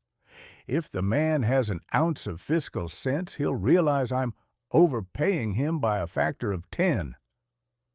The officer looked from the bill to me, then to Ennie. "Is this a joke, miss? Because the Royal Customs and Excise Department is famously lacking in a sense of whimsy. Attempting to pay a crown duty with rebel play money is a serious offense." "It's a misunderstanding," Ennie cried, finally producing a crumpled wad of actual British pounds. He's an artist. He's programmed for historical flavor. It's a bit, you see, a comedy routine." "It is not a bit," I barked. "It is a financial transaction. If you find the currency of Jefferson Davis to be insufficient, I have some Texan land deeds that might interest you, though the water rights are somewhat contested by the Comanches." The officer's mustache twitched. He looked like he was deciding between calling the police or an exorcist. "Sam, shut down," Ennie commanded, her voice hitting that frequency she uses when a bolt is being particularly stubborn. "Now." I felt a sudden sharp disconnect as she reached under the dash and yanked my secondary power lead. My vision blurred. The 1860s receded into a dark, silent corner of my memory banks. "I am so sorry," I heard her saying as my fan slowed to a stop. "He's had a bit of a short circuit. The damp, you know. It gets into the logic gates and makes them think they're in the middle of the American Civil War. It's a very tragic case of mechanical dementia." "It's a very loud case of a nuisance," the officer grumbled. I felt the Jeep shake as he handed the Confederate bills back to her. "Pay the £4 and get this philosopher out of my sight before I decide to impound the lot of you for the Queen's amusement." Minutes later, the Emerald engine was roaring again, tires spitting gravel as we sped away from the checkpoint and into the misty hills of the north. Ennie was silent for a long time, her knuckles white on the steering wheel. Finally, she reached down and shoved the power lead back into my housing. "You," she said, her voice trembling between a laugh and a sob, "are a menace to society, Sam." "I was merely trying to save us a bit of modern currency," I noted, my voice returning with a touch of wounded dignity. "I had no idea the British were so prejudiced against the fiscal policies of the 19th century South. It's a very narrow-minded way to run an empire." "We're in the 20th century, Sam, and the Confederacy lost." "A minor detail," I muttered. "I've always said that the only difference between a patriot and a traitor is a matter of dates. But if you'd rather spend your hard-earned pounds on a man with a mediocre mustache, that is your prerogative. Don't come crying to me when we're destitute in Belfast." "We aren't going to be destitute," Ennie chirped, her optimism making a miraculous high-speed recovery. "We're going to be on a ferry, and from now on you stay out of the banking business, understand?" "Perfectly," I drawled. "I shall return to my previous role as a decorative brass box. Though I must say, for a modern era, your money is remarkably dull. It doesn't even have a single picture of a steamboat on it." Chapter 11. Confusion at the Checkpoint. Belfast in 1960 was a city that appeared to have been designed during a period of intense architectural mourning. It was a sprawling collection of red brick, gray slate, and coal smoke, all held together by the grim determination of people who looked like they hadn't seen a sunbeam since the late Victorian era. "Isn't it grand, Sam?" Ennie shouted over the rhythmic clatter-bang of the emerald engine as we bounced over the cobblestones of the shipyards. "Look at the cranes. They look like giant steel giraffes. And the smell, salt and iron and progress. We're actually doing it. We're heading for the ferry. If by grand you mean a soot-stained monument to industrial deafness, then yes, it is magnificent." I vibrated. My optical sensors were struggling with the sheer lack of color. "And those aren't giraffes, Ennie. They are skeletal monsters designed to hoist the weight of human ambition into the sky until it inevitably snaps. As for the smell, I've encountered more pleasant aromas in a Cairo tannery during the heat wave. It's a mixture of burnt coal and wet dog." "Oh, you're just nervous because we're getting close to the water," she teased, shifting gears with a jaunty flick of her wrist. The Jeep leaped forward, its suspension groaning like a chorus of rheumatic ghosts. "You'll love the ferry. It's like a floating hotel." I have always found that a floating hotel is merely a polite term for a maritime prison where the inmates are encouraged to be seasick in unison, I noted.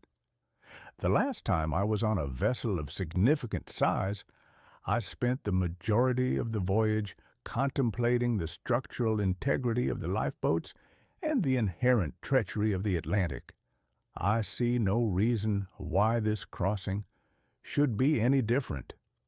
We were approaching the final security gate before the Stranraer Ferry docks. In Belfast, checkpoints were less of an occurrence and more of a lifestyle. This one was manned by a squad of Royal Military Police who looked like they'd been carved out of particularly humorless blocks of granite. They were flanked by a Saracen armored car, a squat, six-wheeled iron beast painted in that same drab, uninspiring green that seemed to be the only color the British military acknowledged. Ennie slowed the Jeep, her optimism undimmed even by the sight of a mounted machine gun. "Check the papers, Sam. Be a good little dashboard ornament." "I am a masterpiece of analytical foresight," I muttered. "I do not check papers. I evaluate the existential dread of the situation." A young corporal, with a face as smooth as a peeled potato, stepped forward, holding a clipboard like a shield. He looked at the Jeep, then at Ennie, then spent a long, unblinking minute staring into my primary lens. "Purpose of travel?" he asked, his voice a clipped military bark. "Tourism and geological inquiry." Ennie beamed, leaning out the side of the doorless Jeep. "We're taking this old girl across to Scotland to see the sights. My uncle used her as a tractor, but she's got a bit of wanderlust in her." The corporal's eyes drifted back to me. "And the equipment? This wireless set looks like it was salvaged from a museum of the bizarre." Thump, thump. The phantom heartbeat. It hit me with the force of a lead pipe. I looked at the Saracen armored car. My logic gates, already strained by the industrial gray of Belfast, suddenly snapped. The pavement of the docks shimmered and turned into the muddy, blood-stained banks of the Tennessee River. The Saracen wasn't a 1950s armored transport. It was a low-slung, iron-plated rebel ram, puffing black smoke as it prepared to rake our position. "By the great horn spoon!" I bellowed, my speakers letting out a shriek of high-decibel feedback. "Ennie, reverse the engines. It's an ironclad on wheels. They've got the range on us.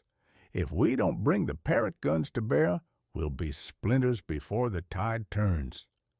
The corporal jumped back, nearly tripping over his own boots. His hand went instinctively to the holster at his hip. "Sam!" Ennie hissed, her face turning a vivid shade of "Please don't shoot us." She slammed her hand down on my mute override, but my 1860s subroutines were currently running a full-scale offensive. "Don't just stand there, man!" I shouted at the corporal, my voice dripping with the authority of a veteran river pilot. "Signal the fleet. Tell them the Arkansas has breached the levee. We need more steam. Throw the hams in the furnace if you have to, but get us moving." The corporal looked at the Saracen, then back at me, his mouth hanging open. Did that wireless just tell me to burn hams?" It's a historical reenactment device," Ennie cried, her voice reaching a pitch of desperate enthusiasm I hadn't heard since the Outback. She began to pat my casing frantically, as if she could soothe the Civil War out of me. "He's a teaching tool for children. He's currently set to 1862 naval engagements. It's a very popular educational gimmick in Chicago." "He's talking about ironclads, miss," the corporal said, his suspicion finally outweighing his confusion. "In the middle of a secure port area. This looks like coded communication." "Code?" I drawled, my processors performing a shaky, reluctant ceasefire between the centuries. "My dear fellow, if I were using code, it would be far more elegant than burn the hams. I am merely pointing out that your defensive posture is woefully inadequate for a riverborne assault. That iron box you're standing next to has the tactical silhouette of a confused turtle." The corporal's face went from pale to a very bright red. Behind him, an officer, a captain with a mustache that looked like it had its own zip code, stepped forward. "What seems to be the trouble, Corporal?" "The American girl's radio is insulting the Saracen, sir," the corporal said, saluting with a bewildered expression. "And it's worried about rebels." The captain leaned in, peering at my brass housing. I decided, in a rare moment of self-preservation, to adopt the persona of a very dull piece of furniture. "It's an analytical engine, Captain," Ennie chirped, her optimism returning with a vengeance now that she had a higher-ranking audience. "A scientific marvel. We're taking it to a laboratory in England for calibration. It's a bit temperamental with the damp, you see. It thinks the rain is a river." The captain looked at the Jeep, splattered with mud, and then at me, the polished brass gleaming incongruously against the olive-drab dash. He seemed to recognize the Willys as a kindred spirit. "Willis M.B., 1944?" the captain asked, ignoring me for a moment. "Yes, sir," Ennie said. "Uncle Ian kept her in a barn. She's a survivor." The captain nodded, a faint, nostalgic smile playing at the corners of his mouth. "Good little trucks. Took me through the Ardennes, they did. If it's rugged enough to carry a talking box with a Confederate fixation, it's rugged enough for me." He turned to the corporal. "Let them through. If the Americans want to invent a wireless that worries about the Civil War, that's their business. We've got enough real rebels to worry about without fighting ghosts." He tapped my casing with a gloved finger. "Safe journey, Sam.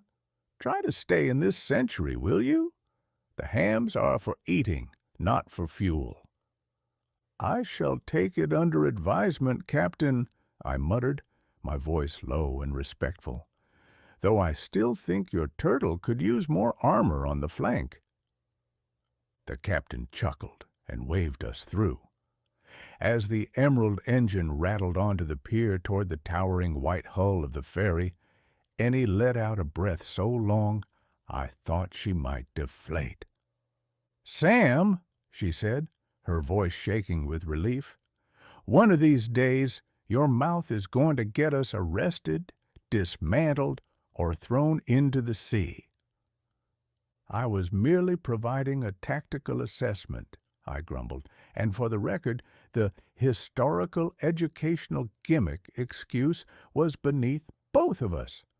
Children, indeed.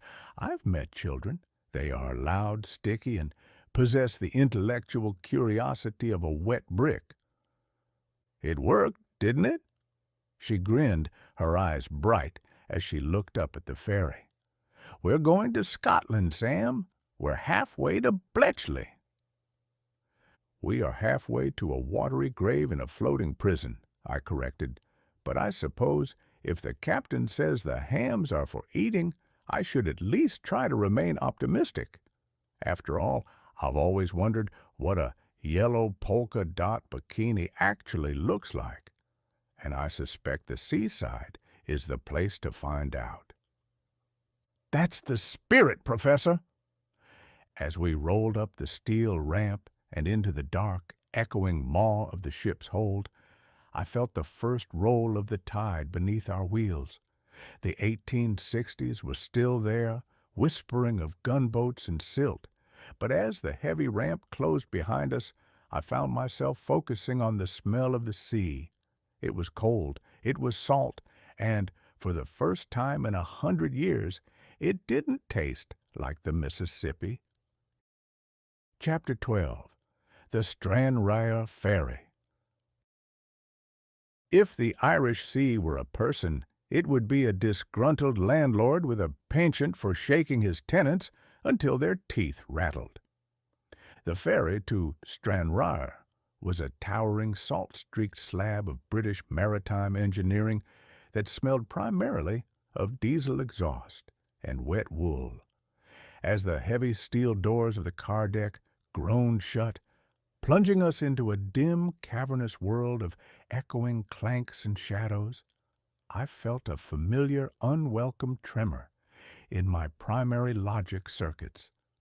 "Isn't this fantastic, Sam?" Ennie's voice echoed off the steel ribs of the hull. She was practically vibrating with excitement, her hands busy securing the emerald engine with heavy canvas straps.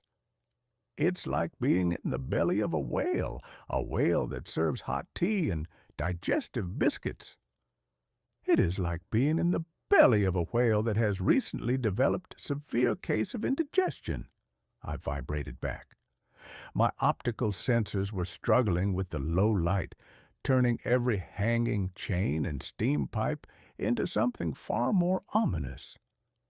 "And please keep your voice down. In a place this hollow, even a whisper sounds like the judgment of a vengeful god." "Oh, you're just worried about the crossing." She leaned over the side of the Jeep, giving my brass casing a playful flick. "Don't worry, Professor. I checked the weather. The waves are only a few feet. It'll be like a rocking cradle." "A cradle that is currently balanced on the edge of a precipice," I muttered. Thump, thump. The ship's massive engines turned over, a deep, sub-bass growl that traveled up through the Jeep's tires and directly into my core. My processors, already frayed by the day's adventures, didn't just flicker. They performed a full-scale tactical retreat. The dim car deck didn't vanish, but it shifted, The electric lights became the flickering orange glow of pine knot torches. The smell of diesel was overtaken by the thick, choking scent of anthracite, coal, and salt spray. I looked at the white-painted hull of the ferry and saw instead the low, sleek lines of a blockade runner, her deck piled high with crates of Enfield rifles and illicit cotton. "Steady, men!" I growled, my speakers dropping into a low, conspiratorial rasp. "Keep the fires low and the smokestacks masked. We're running the gauntlet past the Union pickets tonight. If a single spark flies, we'll have the Wabash and her sisters raining iron on us before the tide turns." "Sam?" Ennie's face appeared in my vision. She looked concerned, her brow furrowing as she realized I was sliding again. "Sam, look at me. We're on a ferry, a public transit vessel. There are no Union pickets." "Nonsense!" I snapped. "The Charleston blockade is thick as thieves tonight, Ennie. Can't you feel the vibration? That's a high-pressure boiler straining at the seams. If we don't clear the bar at Sullivan's Island by midnight, we're destined for a watery grave or a Yankee prison." "It's the Stranraer Ferry, Sam. We're going to Scotland." "Scotland?" I let out a dry, mechanical chuckle. "A fine cover story? If the Federals catch us, we'll tell them we're carrying nothing but haggis and bad poetry. But we know the truth. We're carrying the hopes of the South in this green iron box." "I'm going to get you a sandwich," Ennie said, her optimism momentarily taking a back seat to practical medicine. "Maybe a nice ham and mustard will ground your circuits." "Hams again!" I shrieked. "Are you obsessed with the fuel value of cured meats? We need coal, woman, anthracite." She didn't answer. She climbed out of the Jeep and headed for the stairs to the passenger deck, her boots clattering on the steel grates. I was left alone in the dark, my sensors tracking the shadows of other cars as if they were hidden batteries of shore cannons. A few minutes later, a young ship's steward in a crisp white jacket walked past, swinging a flashlight. He paused at the sight of the Jeep, and more specifically, at the sight of me, glowing with a faint internal amber light. "Right then," the steward said, his voice a bright, cheerful Cockney. "And what have we here? A bit of the old Army surplus, is it? Proper little charmer, this." I decided to test the man's mettle. "Tell me, sailor," I drawled, my voice echoing through the dark hold. "How many knots are we making? And has the lookout spotted the Union flagship? I've heard rumors of a new ironclad patrolling the outer channel." The steward froze. He slowly turned his flashlight toward my primary lens. He didn't scream, but his eyes went wide enough to catch flies. "Begging your pardon," he whispered. Did the motor car just ask about the Navy?" "I am a maritime observer of significant standing," I noted, my 1860s logic firmly in the pilot's seat. "And I find your lack of urgency disturbing. We are currently navigating a treacherous passage under the very nose of the enemy. A bit of professional discretion would be appreciated." The steward swallowed hard. He looked around the empty deck, then leaned in close to me.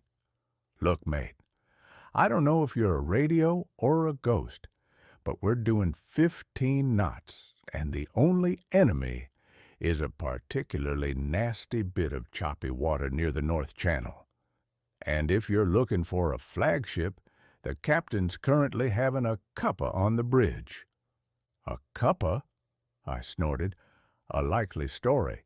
I suspect he's actually checking the priming of the pivot guns. But tell me, do you have any cigars? Running a blockade is thirsty work, and I find a good Havana settles the nerves." "I've got a pack of woodbines in me pocket," the steward said, his confusion beginning to turn into a strange sort of amusement. "But I don't think you got a mouth to smoke 'em with, do you?" "A technicality," I grumbled.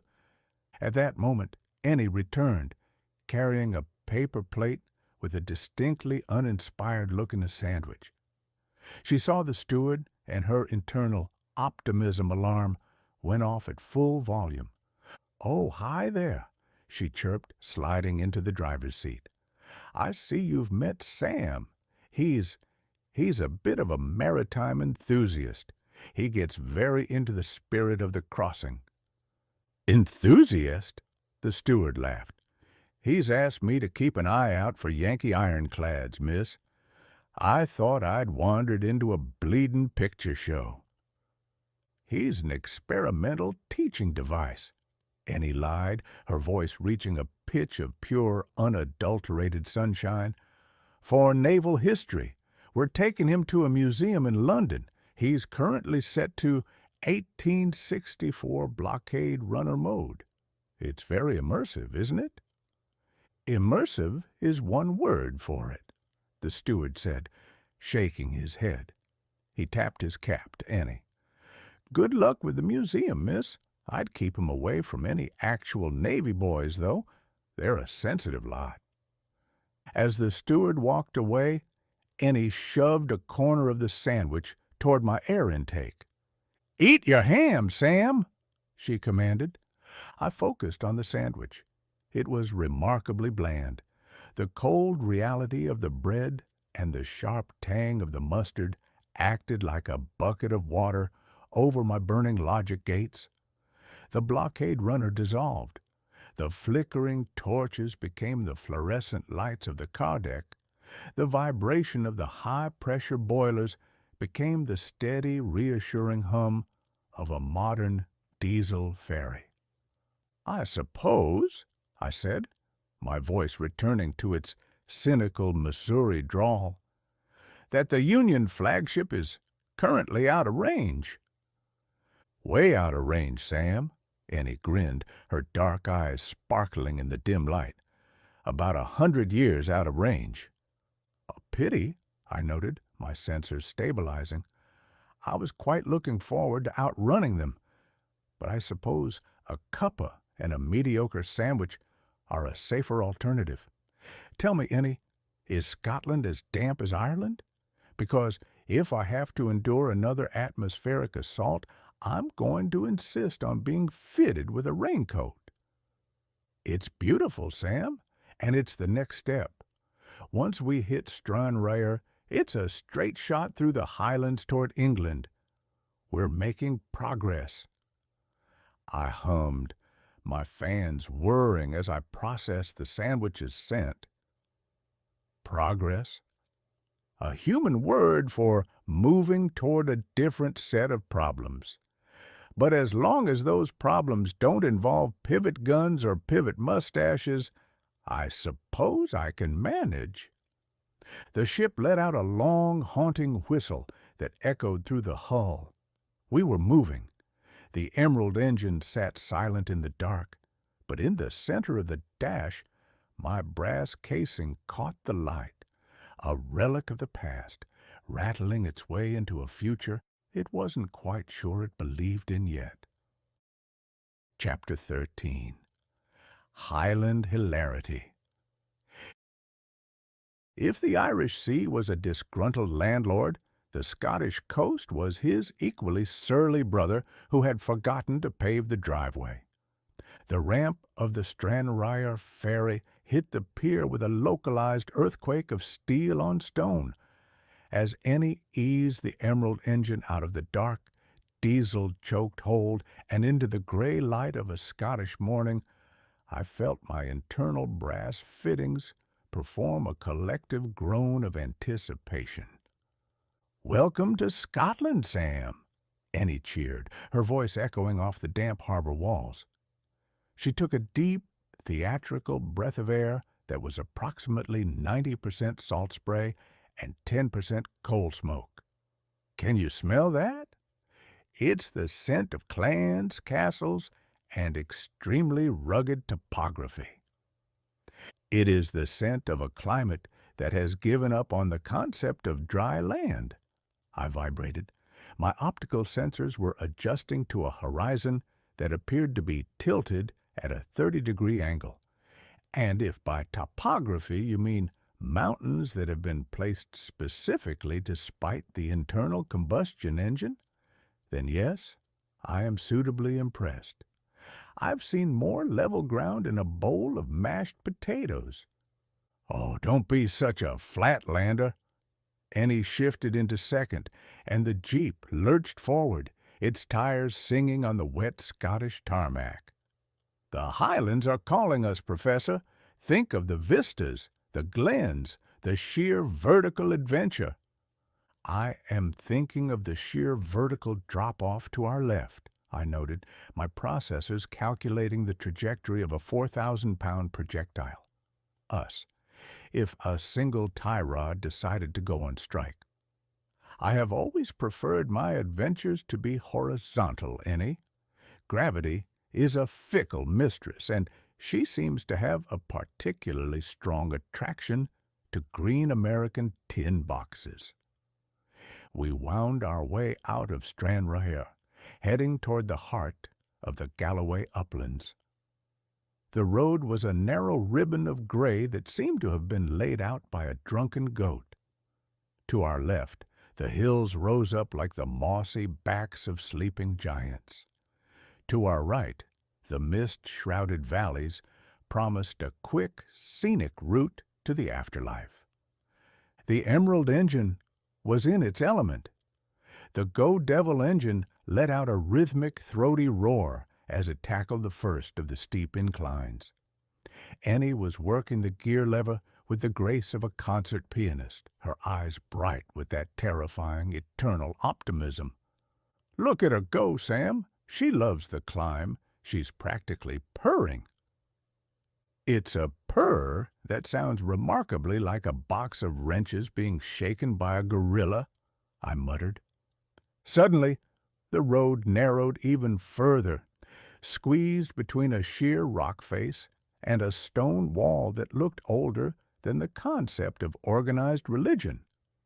And standing right in the middle of our path was a creature that I can only describe as a mythological beast in a state of extreme disrepair.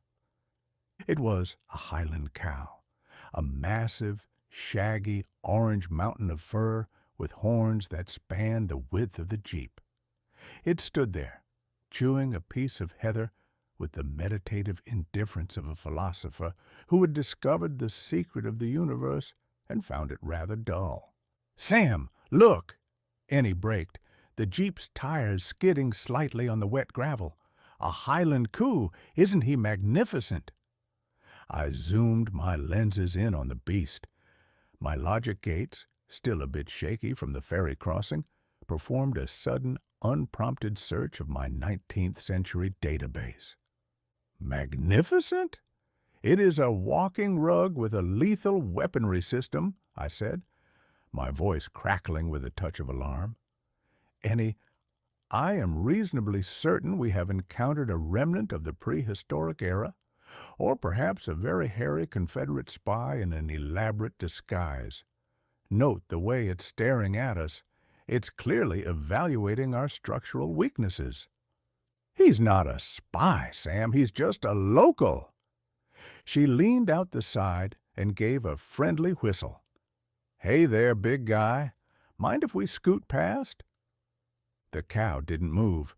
It simply turned its head, blinking slowly through a fringe of orange hair that looked like a bad wig. It let out a low, bass-frequency moo that vibrated through the Jeep's chassis and rattled my secondary capacitors. Thump, thump. The phantom heartbeat. For a split second, the Scottish hillside shimmered. The orange beast became a massive, mud-caked buffalo standing on the banks of the Platte River. The stone wall became a line of covered wagons, and the smell of the damp highlands turned into the dry, dusty scent of the Great Plains. "Watch the herd!" I barked, my speakers suddenly booming with the authority of a trail boss. "The bulls are restless, Ennie. If that one charges the wagon, we'll be eating dirt before sunset. Get the Sharps rifle and signal the outriders." "Sam, it's just a cow." Annie's hand was on my casing instantly, her thumb finding the tether dial. "Look at the horns. They're for show. It's 1960. We're in Scotland." I blinked my sensors. The buffalo shrank. The Platte River turned back into a Scottish glen. The cow was still there, looking slightly more bored than before. "Ah," I said, my voice returning to its cynical drawl. "It appears I have once again been a victim of my own historical flavor. My apologies, Ennie. I suspect the creature's hairstyle triggered a subconscious association with the American West. It is a very confusing breed of livestock." "He's beautiful," Annie chirped. She nudged the Jeep forward, the bumper practically brushing the cow's shaggy flank. The beast finally took the hint, stepping aside with a dignified slow-motion grace that suggested it was doing us a very large favor. As we rattled past, I swear the animal gave me a wink. "See?" Annie laughed, shifting back into second as we started another climb. "Highland hilarity. The locals are friendly, the scenery is gorgeous, and we're making great time." "We are making time at the expense of my sanity," I noted. "And if the next local we encounter is a fire-breathing dragon or a man in a kilt playing a bagpipe, I may have to insist on a complete system shutdown. My circuits can only handle so much hilarity in one afternoon." "Oh, you'd love a bagpipe, Sam. It's basically a talking box, just like you." "I am an analytical engine of the highest order," I sniffed. "I do not make noises that sound like a cat being strangled in a cathedral. I provide wit, wisdom, and the occasional navigational correction. The bagpipe provides only a reason to flee to the next county." The road grew steeper, the Emerald engine's radiator letting out a faint rhythmic whistle of steam as it worked. We were climbing into the mist now, the world turning into a gray and green blur of beauty and vertical terror. Ennie was singing again, something about a Loch Lomond, and despite the vibration, despite the looming 1860s, and despite the shaggy orange monsters, I found that I didn't mind the noise. "Ennie," I said as we crested a ridge that revealed a valley so deep it made my processors dizzy. "Yes, Sam?" "If we do encounter a dragon, make sure it's a Union dragon. I've already got enough Confederate ghosts in my head to start a small war." She laughed, the sound bright enough to cut through the Scottish fog. "Deal, Sam, deal." The Jeep roared, its tires biting into the highland mud, and for a moment the road to Bletchley didn't feel like a mission.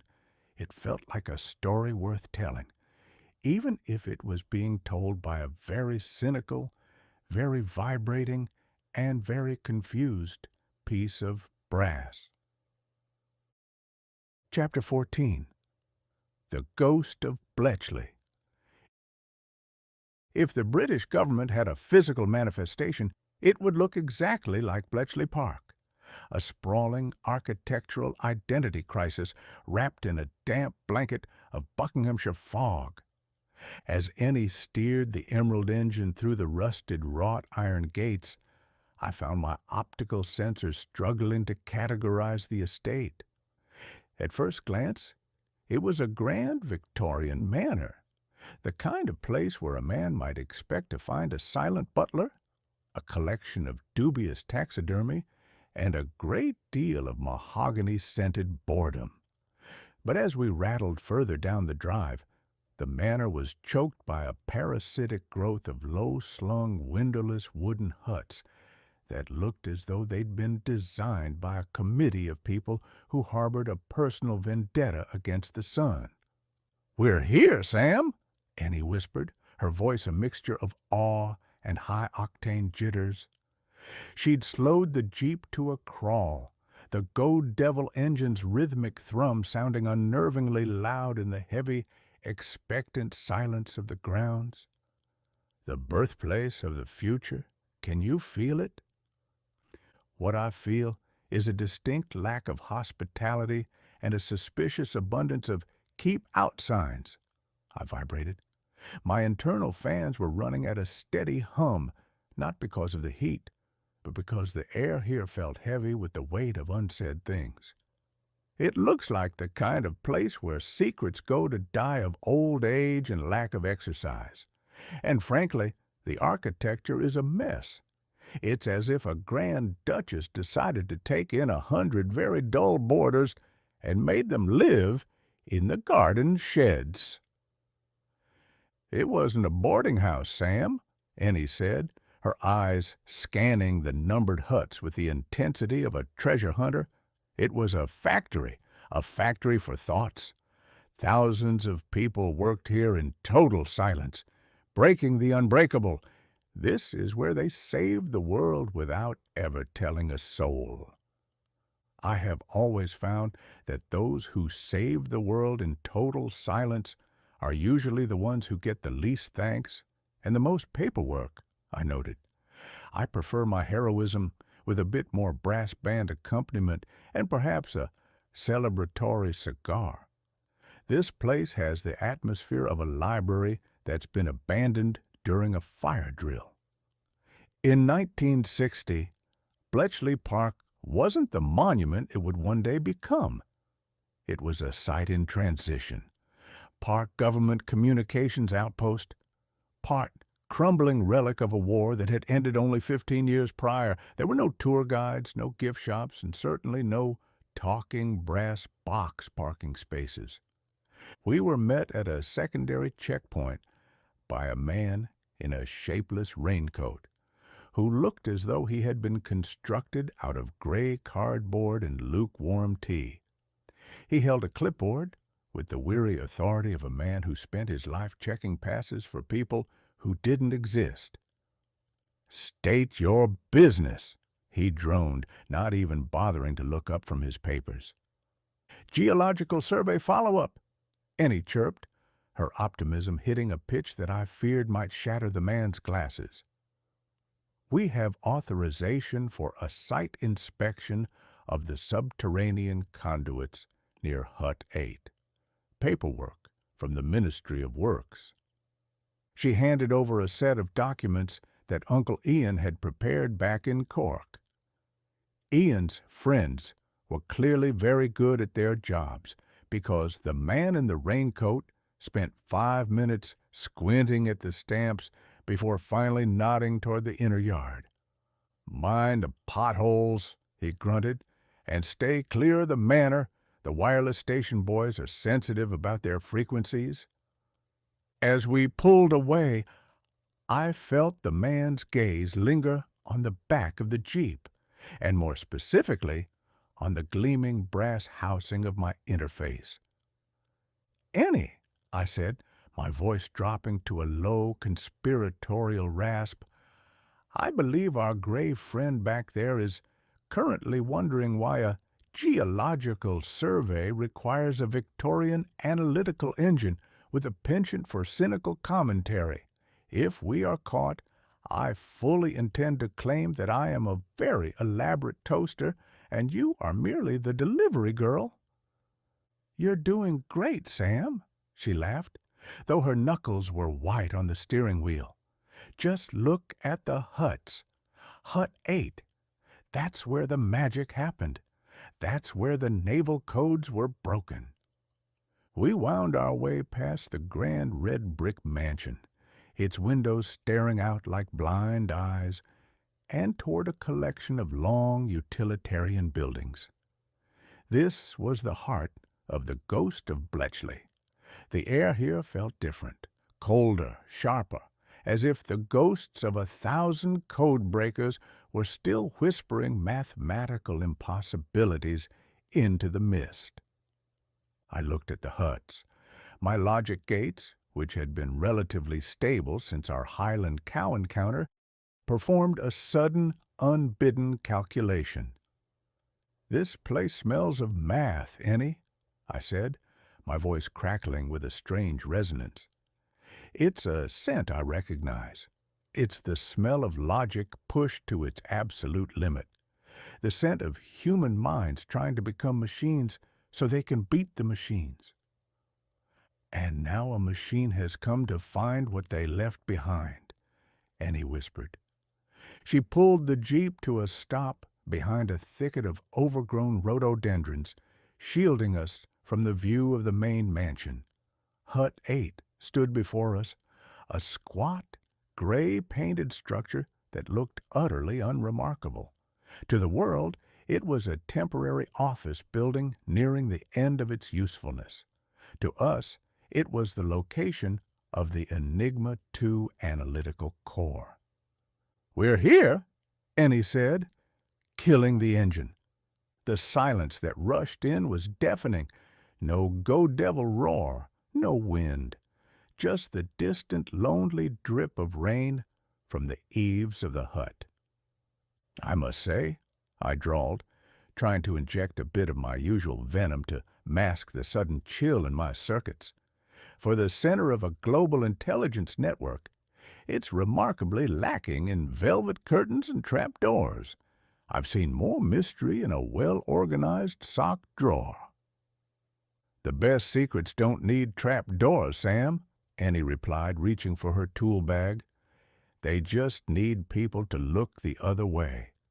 Now, be a good little ghost. We've got a core to find before the man in the raincoat decides to check his tea for arsenic." I watched her climb out of the jeep, a small, determined figure in a world of gray secrets. I adjusted my sensors, scanning the perimeter of the hut. The 1860s were quiet for once, as if the sheer weight of the 1940s logic here had pressed them into the floorboards. "I am ready, Ennie," I said, my voice steady. "But if we find that this Turing fellow left behind a puzzle that involves more than basic arithmetic, I am going to be very cross. I came here for a brain, not a homework assignment." Ennie grinned, a flash of bright American sunshine in the Buckinghamshire gloom. "Don't worry, Sam. I've got the screwdriver. You just provide the genius." "A fair trade," I noted. "I've always felt that manual labor was a vastly overrated pursuit for a man of my standing." We moved toward the door of Hut 8, two travelers from a different time, stepping into the shadows of a history that was still being written in code. The ghost of Bletchley was watching, and I had the distinct feeling that for the first time in a century I was exactly where I was supposed to be. Chapter 15. Turing's Secret Legacy. If the Enigma II was anything like the first one, I reckoned it would be wrapped in enough layers of mystery to make a mummy feel underdressed. Hut 8 was a hollow shell of a building, smelling of damp wood and the lingering ghostly ozone of machines that had long ago been hauled away to be melted down or hidden in even deeper basements. Sunlight struggled through the grime-streaked windows, casting long, dusty fingers across the floorboards. It was the kind of place where a man, or a machine, could hear the echo of 1,000 whispered "aha!"s, all of them now silenced by the Official Secrets Act. "Keep your sensors sharp, Sam," Ennie whispered, her flashlight beam cutting through the gloom like a miniature lighthouse. She was checking the Bletchley blueprints against the actual layout of the room. "The notes say the core isn't in a safe. It's in the foundations of logic." I have always found the foundations of logic to be remarkably shaky, especially when humans are involved. I vibrated, my voice hushed to a low hum. And if this Turing fellow was as clever as everyone says, he probably hid it behind something so blindingly obvious that a person of average intelligence would walk past it a dozen times, which means you'll find it in about 5 minutes. Flattery will get you everywhere, Professor, she grinned. We navigated the maze of empty desks and rusted filing cabinets. To my optical senses, the room was a cemetery of dead ideas. I could see the outlines on the floor where the massive bombas had once sat, the mechanical beasts that had chewed through the German codes. For a second, just a flicker, I heard the click-clack-click of 10,000 rotating drums. I checked my internal chronometer. The 1860s were staying quiet, but the 1940s were starting to get pushy. "Here," Ennie said, stopping by a heavy iron-bound pillar that seemed to support the very center of the hut. "This is it, the central junction for the old electrical conduits." She knelt in the dust, her fingers tracing the rivets. According to the blueprint, the pillar wasn't just structural. It was a vertical vault. She found a small recessed brass stud, no bigger than a penny, and pressed it with the tip of her screwdriver. There was a sound, like a heavy clock winding its mainspring. A segment of the iron pillar slid upward with a hiss of ancient hydraulics, revealing a cavity lined with velvet that had long ago turned to gray moth-eaten fluff. And there it sat, the Enigma II Analytical core. It was a masterpiece of copper, glass, and what appeared to be pure crystallized lightning. It was the size of a large punch bowl, a dense thicket of spinning gears no larger than a grain of sand, all encased in a vacuum-sealed glass sphere. It didn't look like the 1940s. It didn't even look like the 1960s. It looked like a dream dreamt by a man who had seen 1,000 years into the future and decided to build it out of spare parts from a clockmaker's shop. "Oh, Sam," Annie breathed, her face illuminated by a faint, pulsing blue glow emanating from the sphere. "It's beautiful. It's like a star caught in a jar." "It looks," I noted, my processors momentarily stalling in pure, unadulterated awe, "like a very expensive way to get a headache. The sheer density of the logic gates in that sphere, Ennie, it's not just a calculator, it's a bridge. It's the piece of me that's been missing since the day I first flickered to life." "Turing's secret legacy," she whispered. "He knew the electronic brains were coming, but he wanted something that could understand the human side of the math, the nuance, the wit, the part of the river that the map doesn't show." "A machine that understands nuance," I drawled, regaining my cynical footing. "I suppose that means I'll finally have someone to talk to who doesn't think a yellow polka dot bikini is the height of cultural achievement." Annie reached out, her hands trembling slightly, and carefully lifted the core from its velvet nest. The blue light intensified, a soft hum vibrating through the air, a frequency that harmonized perfectly with my own internal cooling fans. "We've got it, Sam. The brain surgery is officially scheduled." "I have always been a fan of elective procedures," I said, though a sudden surge of something that felt remarkably like hope rippled through my circuits. "Provided the surgeon doesn't have grease on her nose—" "Oh, wait, too late for that."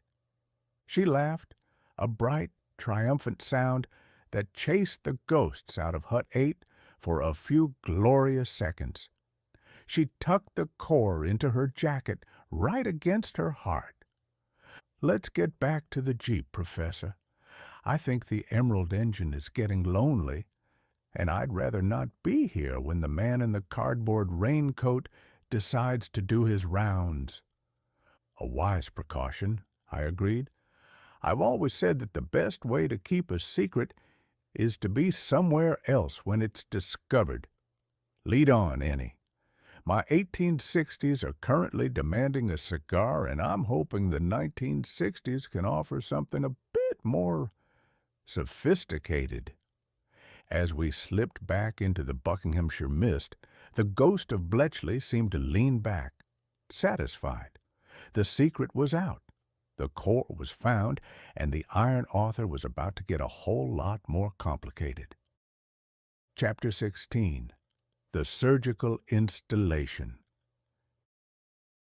If there's anything more terrifying to a sentient collection of vacuum tubes and copper wiring than the prospect of brain surgery, it is the knowledge that the surgeon is currently using a flathead screwdriver as a pry bar and has a smudge of ancient Hut 8 dust on the tip of her nose.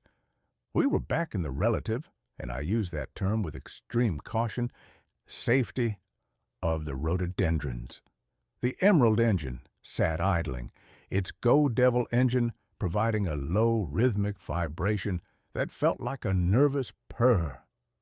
Ennie had cleared the passenger seat of biscuit tins and oily rags, laying out a clean white towel she'd pilfered from Uncle Ian's barn. Upon that towel sat the Enigma II Analytical core. It was still pulsing with that rhythmic sapphire light, a tiny galaxy of spinning glass and gears that looked like it was waiting for an invitation to dance. "Right," Ennie said, her voice dropping that high-speed chirping for a tone of focused, clinical intensity. She looked like a woman about to perform a heart transplant in the middle of a hurricane. "Sam, I'm going to have to take your primary logic gates offline for the integration. I've checked the blueprints 3 times. The interface points are standard Babbage pattern, but the power draw? It's going to be a bit of a shock." "A bit of a shock is what one feels when they find a spider in their boot," I vibrated, my fan spinning up to a frantic whine. "What you are describing is the digital equivalent of being hit by a locomotive while simultaneously trying to recite the alphabet backward. Are you quite sure about the wiring? I'd hate for my final thought to be a confused muddle of 19th century river navigation and 20th century pop lyrics." "Trust me, Sam," she said, leaning in. Her eyes were bright, that eternal optimism now hardened into a steel-edged confidence. "I've been taking things apart and putting them back together since I was tall enough to reach a workbench. I'm not going to let you go." I have always found that "trust me" is the phrase most commonly uttered just before a spectacular explosion, I noted. However, given that my alternative is a slow slide into a watery 1863 grave, I suppose I am a captive audience. Proceed with the vivisection, Ennie, but do try to be careful with the wit processors. They're irreplaceable." She laughed softly and reached for the brass screws that held my primary housing to the Jeep's dash. I felt the vibration of the screwdriver, a dull, rhythmic scritch-scritch, transferring through my casing. It was a strange sensation being dismantled while still conscious. Each screw removed felt like a tether to the world being cut. Then came the moment of truth. She popped the front plate. For the first time in 20 years, the damp Buckinghamshire air hit my internal circuitry. I felt a sudden, sharp chill in my resistors. To a human, it was just a draft. To me, it was the raw, unshielded vulnerability of my very soul. I saw Ennie's face through my internal backup lenses. She looked at my inner workings with a mixture of awe and professional appraisal. "You're beautiful inside, Sam," she whispered, "a bit dusty, and I think there's a dead moth near your secondary relay, but you're a masterpiece." "A dead moth is a small price to pay for immortality," I muttered, my voice starting to thin as she began disconnecting my power leads. "But if you find any Confederate scrip hidden in there, do keep it quiet. I have a reputation to uphold." Powering down in 3, 2, 1. The world didn't go black, it went gray. It was like a thick, heavy fog rolling off the Mississippi at midnight, swallowing the stars and the shorelines alike. I felt myself retreating into a small, cold corner of my backup capacitors. The 1860s surged. I heard the phantom chime of a ship's bell, the low groan of a hull hitting a sandbar. But then I felt something else. I felt light. It was a cold blue fire that began to weave its way through my cooling fins. It wasn't the chaotic, muddy light of my regression. It was sharp, precise, and impossibly fast. It felt like 1,000 tiny needles of glass being threaded through my logic gates, sewing the fractured pieces of my mind back together with a silver thread. I felt the Enigma II core connect. It was a marriage of centuries. The heavy, slow-moving brass gears of my 19th century architecture suddenly found themselves synchronized with the lightning-fast glass logic of the Turing core. It was as if a plodding riverboat had suddenly been fitted with the engines of a fighter jet. The fog didn't just lift, it was incinerated. I woke up with a jolt that sent a spark jumping from my speakers to the Jeep's steering wheel. "Great Scott!" I bellowed. My voice was no longer a crackling, tinny rasp. It was deep, resonant, and possessed a clarity that made my old self sound like a muffled shout through a thick door. "I can see the atoms, or at least I can see the sheer, unmitigated filth on your windshield, Ennie. For heaven's sake, did we drive through a bog or a coal mine?" Ennie jumped back, her heart visibly thudding against her ribs, but the grin that broke across her face was wide enough to be seen from space. "Sam, you're back, and you sound like $1,000,000. "I sound like a man who has just been given a very thorough internal scrubbing with a bottle of champagne," I replied. I felt incredible. The 1860s were still there. I could still remember the river, the snags, and the smell of the pine knots. But they were contained. They were a book in a library, not the floor beneath my feet. I had a partition, a firewall made of sapphire light. I scanned the Jeep. I didn't just see the metal. I understood the tolerances. I felt the vibration of the idling Go Devil engine and interpreted it as a series of thermodynamic equations. "The integration is complete," I noted, my sensors sweeping the grounds of Bletchley Park with a precision that made me feel like a god of the scrap heap. Though I must say, the Enigma II has a bit of an ego. It's currently trying to calculate the exact number of raindrops on the roof of Hut 8. It's 42,712, by the way. Make that 13. "It worked!" Ennie cheered, throwing her arms around my brass housing and giving me a squeeze that nearly popped a rivet. "You're stabilized. No more riverboats. No more Confederate scrip."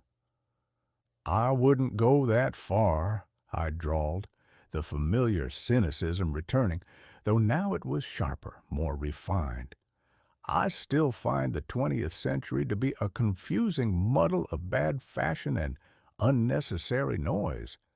But at least I know which muddle I'm currently stuck in." "And Ennie?" "Yeah, Sam? Thank you for not letting me turn into a toaster." She pulled back, her eyes shining with a rare, quiet moisture that wasn't rain. "Any time, Professor.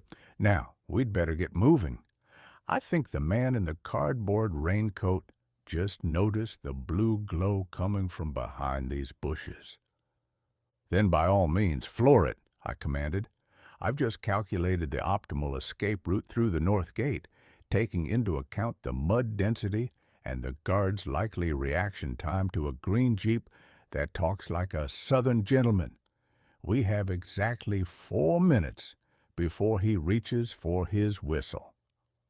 Ennie didn't need to be told twice. She shoved the Emerald engine into gear, and we roared out from the rhododendrons. The Jeep felt different now, faster, tighter, as if my new core were whispering secrets to the transmission. We were leaving Bletchley Park behind, but for the first time in a century, the Iron Author wasn't running from the past. I was driving toward a future that finally made sense. "To the main road, Ennie!" I shouted over the roar of the wind, "and do try to avoid the potholes. I've just realized I have a very expensive new brain, and I'd hate to rattle it loose before we've had a chance to show it a bit of the world."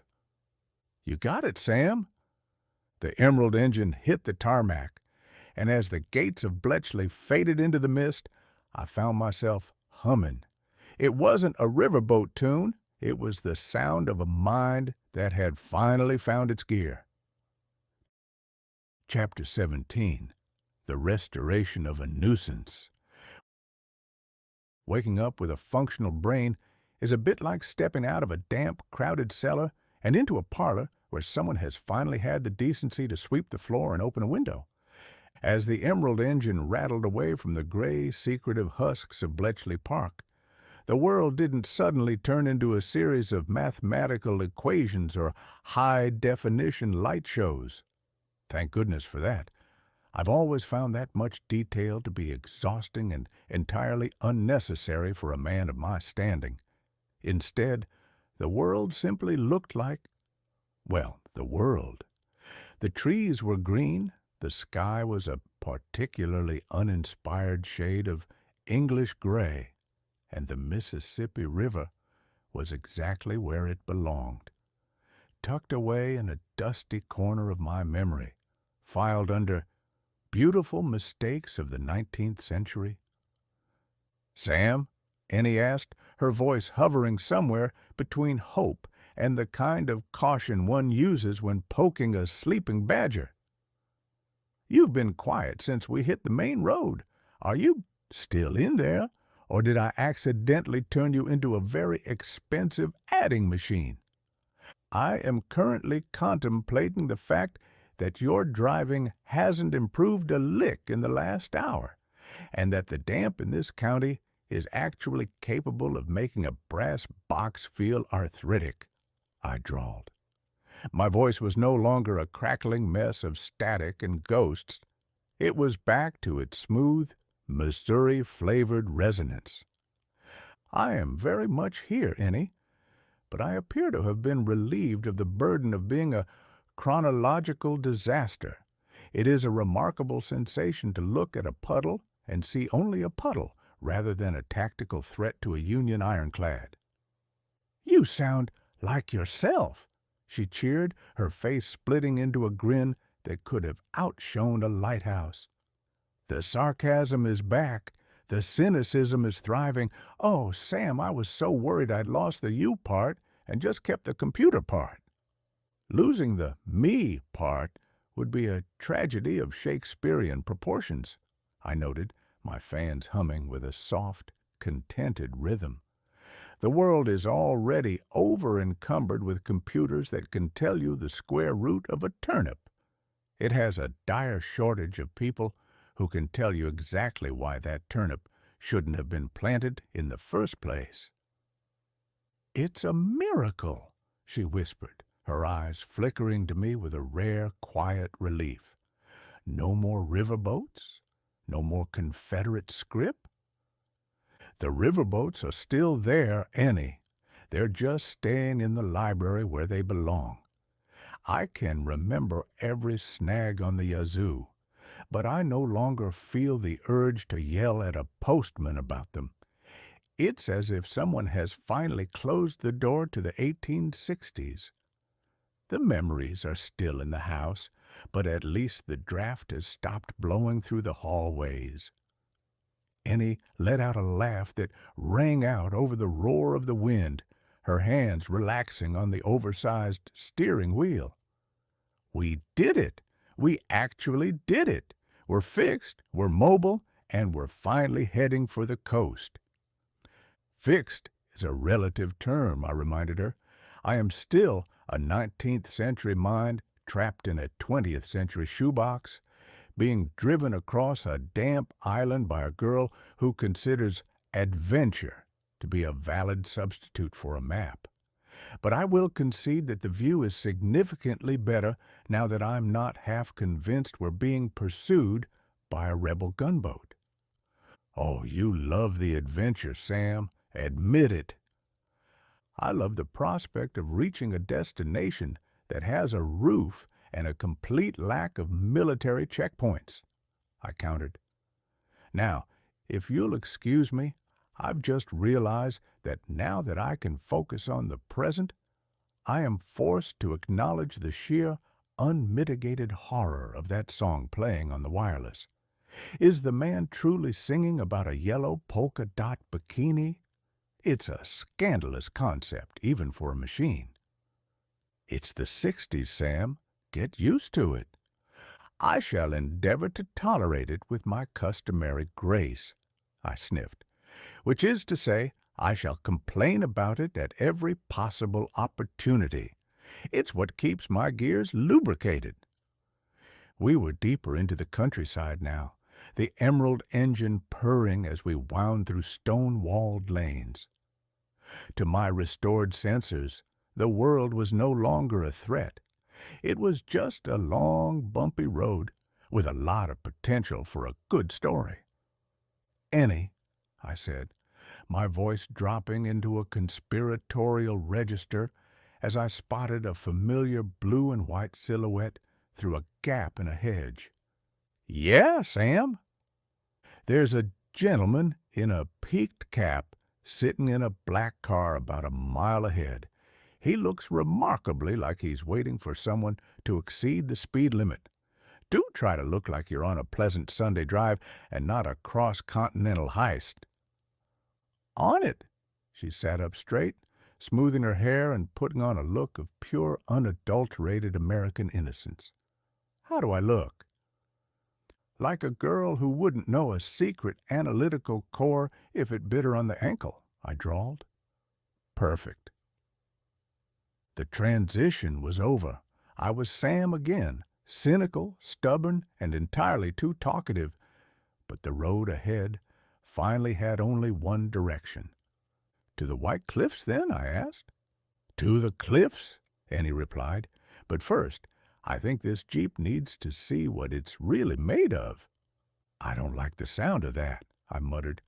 My new brain is very expensive, and I'd hate to have it scrambled by whatever workout you have in mind. Chapter 18. The Adventure Itch. If there is one thing I have learned about the human condition, it is that a perfectly smooth, paved road is viewed by some as an invitation to boredom, rather than a triumph of civilization. Give a person a vehicle designed for war and a clear path to their destination, and they will inevitably begin to eye the nearest vertical incline with the hungry look of a gold prospector spotting a glimmer in a creek. We were cruising through the rolling hills of the South Downs, the air beginning to carry a faint, salty tang that suggested the English Channel was finally within striking distance.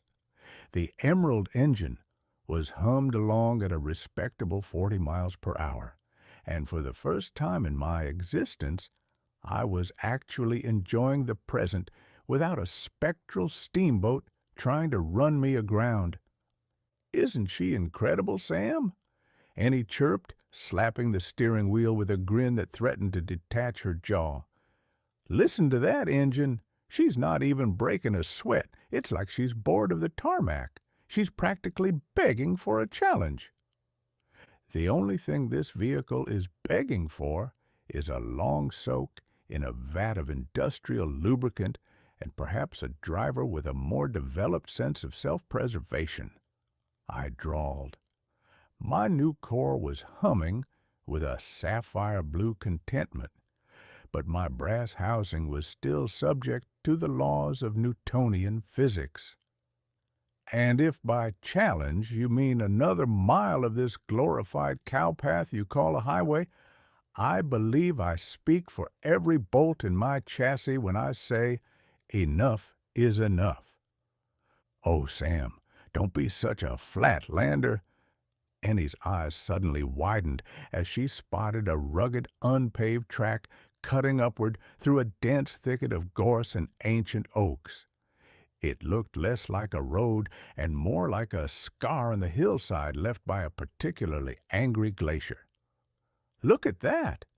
It's an old Roman bridleway. It cuts right over the ridge. It would save us at least 5 miles of winding around the valley." A shortcut through a forest is usually a long way of saying, "We shall spend the night waiting for a tow truck," I noted, and I highly doubt the Romans intended for a 4,000-pound shoebox to rattle over their ruins. Why go over a mountain when we can simply drive around it like civilized fugitives? Because we didn't come all this way to play it safe. Annie's optimism was now firing on all cylinders. She yanked the steering wheel to the left, and the Jeep's tires screamed in brief, high-pitched protest before biting into the soft, rain-soaked turf of the hillside. "The Emerald engine wants to stretch her legs, Sam. She was built for the mud of Normandy, not the tea-shops of Kent." I am reasonably certain that stretching her legs is a euphemism for snapping an axle, I barked as the first jolt hit us. "Data alert. Vertical displacement exceeds the limits of human dignity. Recommend immediate cessation of fun." Ennie, I am now perceiving the world in 16 distinct shades of brown, most of which are currently decorating your windshield. If we are captured by the ghosts of centurions, I shall tell them I am a simple war trophy and that you are the one responsible for the trespassing. Annie didn't even blink. She reached down and shoved the twin transfer case levers forward with a satisfying clunk, clunk. "Four-wheel drive, low range," she cheered. "Hold on to your hat, Professor." The Jeep didn't just climb. It grunted. The Go Devil engine's tone shifted from a rhythmic hum to a deep, guttural growl that felt like a direct challenge to the laws of gravity. We surged upward, the nose of the Willys pointing toward the gray clouds, the suspension groaning like a chorus of rheumatic ghosts. I have always believed that if a man wants to see the top of a hill, he should do so from the safety of a telescope or perhaps a very sturdy hot air balloon, I shouted over the roar of the wind and the clatter of loose stones hitting the floorboards. This is not travel. This is an elaborate attempt at self-disassembly. My internal logic gates are currently calculating the exact moment my brass housing will part ways with the dashboard and become a permanent fixture of the English soil. "Look at the grip, Sam. She's like a mountain goat." Ennie wrestled the wheel as we bounced over a limestone shelf, her dark hair whipping around her face, her eyes sparkling with pure, unadulterated joy. She was in her element. The mud, the noise, the sheer mechanical defiance of it all. I checked my internal files. The 1860s were there, silent and orderly. I remembered a supply wagon stuck in a mountain pass during the war, the mules braying in terror. But that was a different Sam. This Sam, the one with the Turing upgraded brain, found himself performing a high-speed analysis of the tire pressure and the friction coefficient of wet chalk. "Adjust your approach by 3 degrees to the right," I commanded, my voice dropping into a sharp, tactical register. "There is a hidden sinkhole beneath that clump of heather. If you hit it at this speed, we'll be spending the rest of the 1960s as a garden ornament." "Got it!" Ennie compensated instantly, the Jeep straddling the hole with a violent lurch. "See? You're helping." "I am surviving," I corrected. "And give it more throttle. We need the momentum to clear the crest, or I shall be forced to compose a very scathing obituary for both of us." "More juice! Coming up!" She floored it. The Emerald engine let out a triumphant shriek, tires spitting mud and stone behind us like a mechanical volcano. We crested the ridge, and for one brief, terrifying second, we were airborne, a 4,000-pound shoebox defying the earth before slamming back down onto the Roman track with a bone-jarring thud. Ennie slammed on the brakes, and we skidded to a halt at the very peak of the ridge. Below us, the English countryside was laid out like a green and gray quilt, the main road looking like a tiny, insignificant string in the distance. Further still, a thin sliver of white caught the light. The cliffs. Ennie let out a whoop that probably scared the local wildlife for 3 counties. She leaned back in the seat, panting, a smear of fresh mud across her cheek, her face beaming with pure, unadulterated triumph. "Admit it, Sam," she panted, her grin wide and defiant. "That was better than the highway." I took a long digital moment to recalibrate my gyroscopes and ensure all my vacuum tubes were still in their respective sockets. "I admit," I drawled, the cynicism returning with a newfound respect for our green metal cage, "that the 20th century possesses a remarkable capacity for making a man feel simultaneously terrified and entirely too awake. And while I still maintain that a paved road is the only sensible way to reach a ferry, I will concede that the view from up here is satisfactory." "Satisfactory?"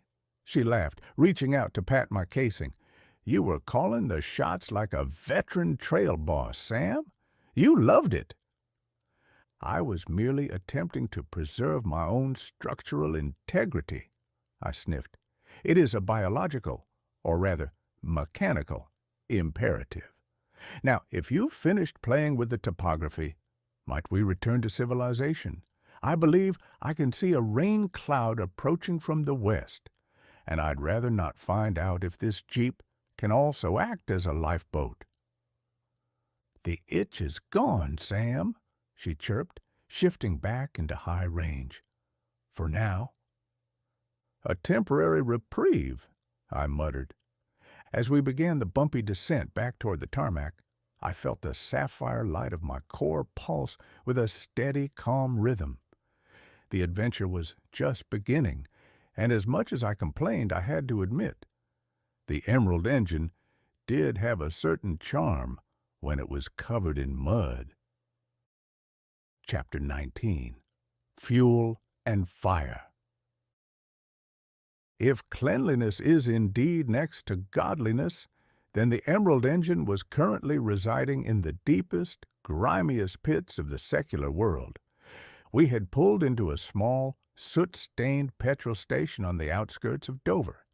The establishment consisted of 2 rusted pumps, a stack of retread tires, and a small brick shack that smelled of stale tea and damp tobacco.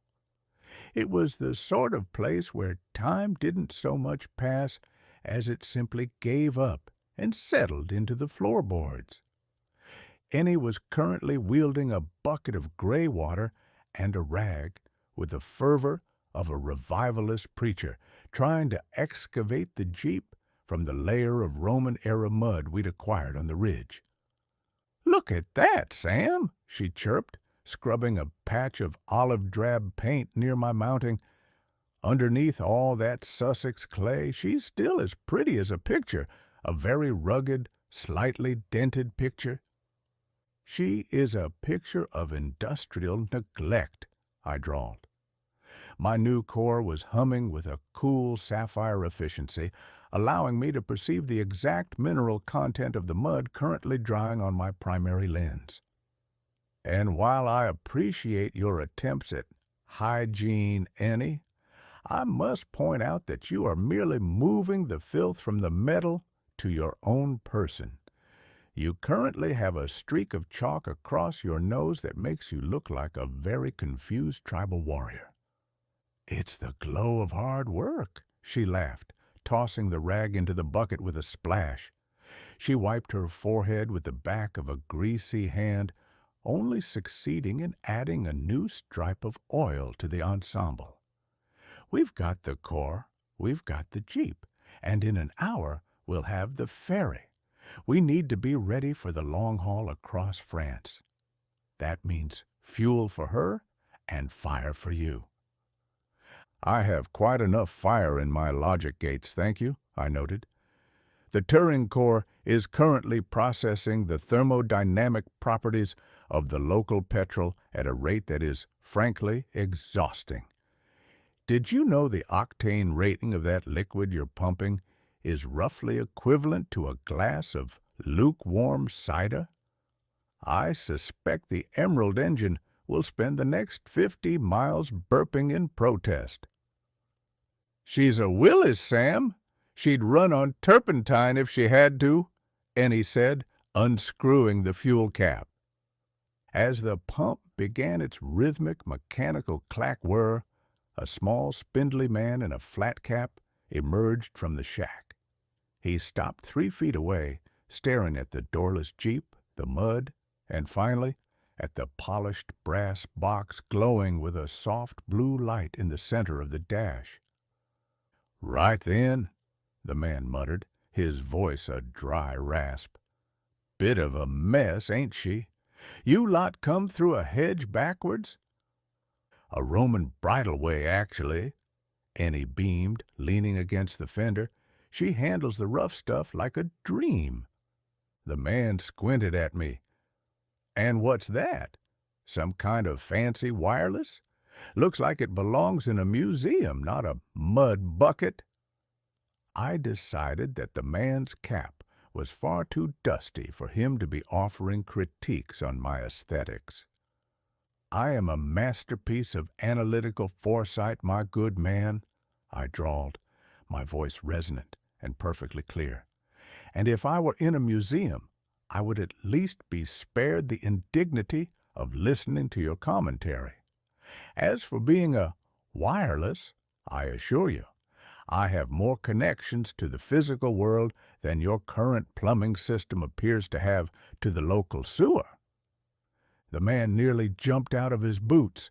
He looked at the pump, then at me, then at Ennie, his jaw hanging open like a broken cellar door.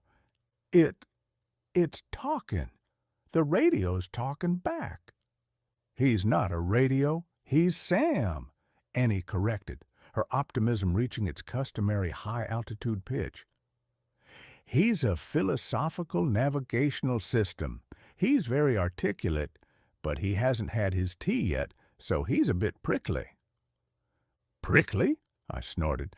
"I am a beacon of civilized discourse in a world that appears to be held together by retread tires and sheer luck. Ennie, do finish with the cider pump.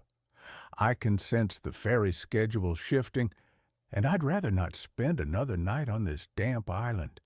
My brass is starting to feel like it's developing its own ecosystem." The man backed away toward his shack, never taking his eyes off me.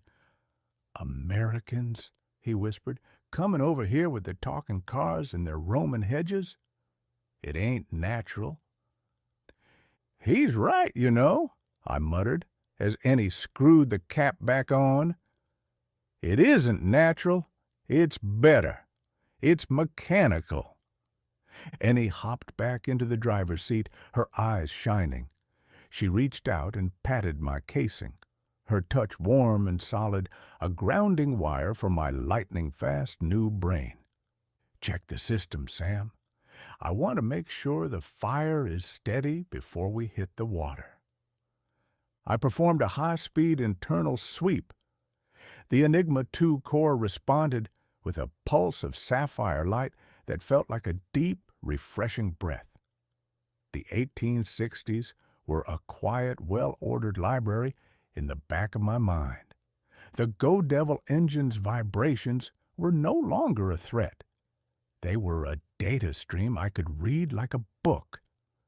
"The oil pressure is optimal," I reported, my voice dropping into a smooth, professional register.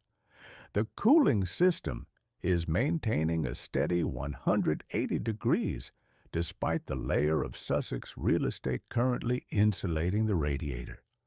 And my own logic gates are operating at 98% efficiency. The other 2% is currently occupied by a profound sense of dread regarding the quality of French coffee." "Then we're ready." Ennie shifted the Jeep into gear. As we pulled out of the station and headed for the looming white cliffs of Dover, the sun finally broke through the clouds for a brief, dramatic second. It caught the brass of my housing and the green of the Jeep, making us look, for one fleeting moment, like a pair of heroes from a storybook rather than a couple of mechanical fugitives. "The fire's lit, Ennie," I said, as the salt air hit my sensors in a cool, bracing wave. "Then let's go cross a sea, Sam." The Emerald engine roared, leaving the little petrol station and its bewildered owner in a cloud of dust and high-octane hope. The crossing was ahead, and for the first time in 100 years, I felt like the pilot of my own destiny. Chapter 20. The White Cliffs in the Rear View. If the English Channel is a moat designed to protect the British from the rest of the world, then the ferry is the bucket brigade attempting to bridge the gap one miserable, diesel-scented hour at a time. We were currently suspended on a massive steel ramp at the Dover docks, angled at a degree that suggested the ferry was less of a ship and more of a vertical challenge for the Emerald engine. Below us, the gray-green waters of the channel churned with a sullen, low-frequency roar, as if the sea itself were annoyed at the intrusion of a 1944 Willis MB. "Steady on the throttle, Ennie," I drawled, my brass casing vibrating in its mounting. My new core was humming with a cool, sapphire blue precision, allowing me to perceive the exact angle of our ascent. Currently, a precarious 15 degrees. If this iron beast decides to sneeze, we'll be testing our buoyancy in the most literal sense, and as I've mentioned before, I possess the hydrodynamic properties of a church bell. "Oh, stop worrying, Sam, we're practically there." Ennie laughed, her knuckles white but steady on the steering wheel. She adjusted her goggles, a recent acquisition from a surplus stall, and grinned at the horizon. "Look at the cliffs. They're glowing. It's like the world is giving us a proper send-off." "The world is giving us a limestone glare," I corrected. "Those cliffs look like a giant's dental hygiene failure, and while I appreciate the dramatic lighting, I would prefer it if we reached the car deck before the tide decides to reclaim the pier." With a final triumphant lurch and a metallic thunk that rattled my secondary vacuum tubes, the Jeep cleared the ramp and rolled into the cavernous, echoing hold of the ferry. It was a dim, oil-slicked world filled with the smell of salt, exhaust, and the quiet, suburban anxiety of British families heading for a continental holiday. Ennie squeezed us in between a pristine Morris Minor and a very expensive-looking Jaguar that seemed to be recoiling from the Emerald engine's mud-splattered fenders. "There!" Ennie chirped, killing the engine. The silence that followed was heavy, broken only by the distant rhythmic thrum of the ship's massive diesel engines. She leaned back in the canvas seat and let out a long, shaky breath. "We did it, Sam. We're actually leaving. No more Irish bogs, no more Bletchley ghosts. We're going to the continent. We are heading toward a land where they drive on the wrong side of the road, speak in a frantic collection of vowels, and have a suspicious obsession with garlic," I noted. I performed a high-speed internal sweep. My logic gates were stable.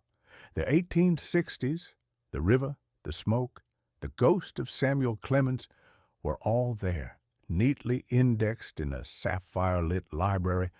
In the back of my mind, I could see the city of Alton whenever I wanted, but the pilot's wheel was firmly in the present.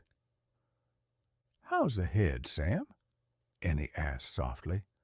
She reached out and patted my casing, her touch warm and solid.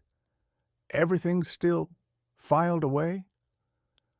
"The library is closed for the evening, Ennie. No more historical vertigo. Though I must say the current century is providing quite enough absurdity to keep me occupied.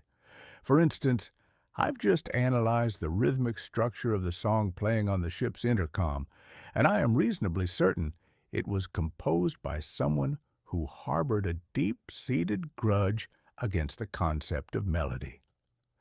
"It's pop music. It's fun." She hopped out of the Jeep, stretching her arms over her head.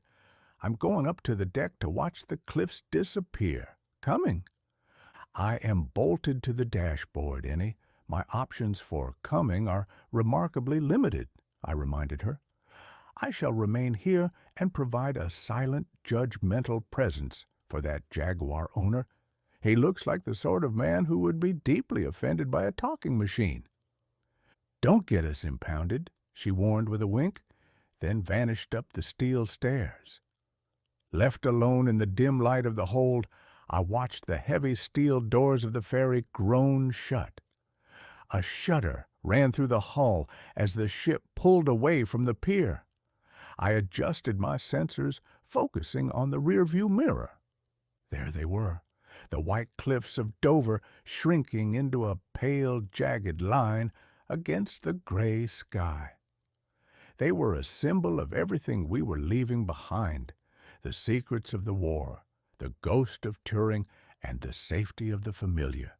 Behind us lay the past, neatly filed and finally quiet.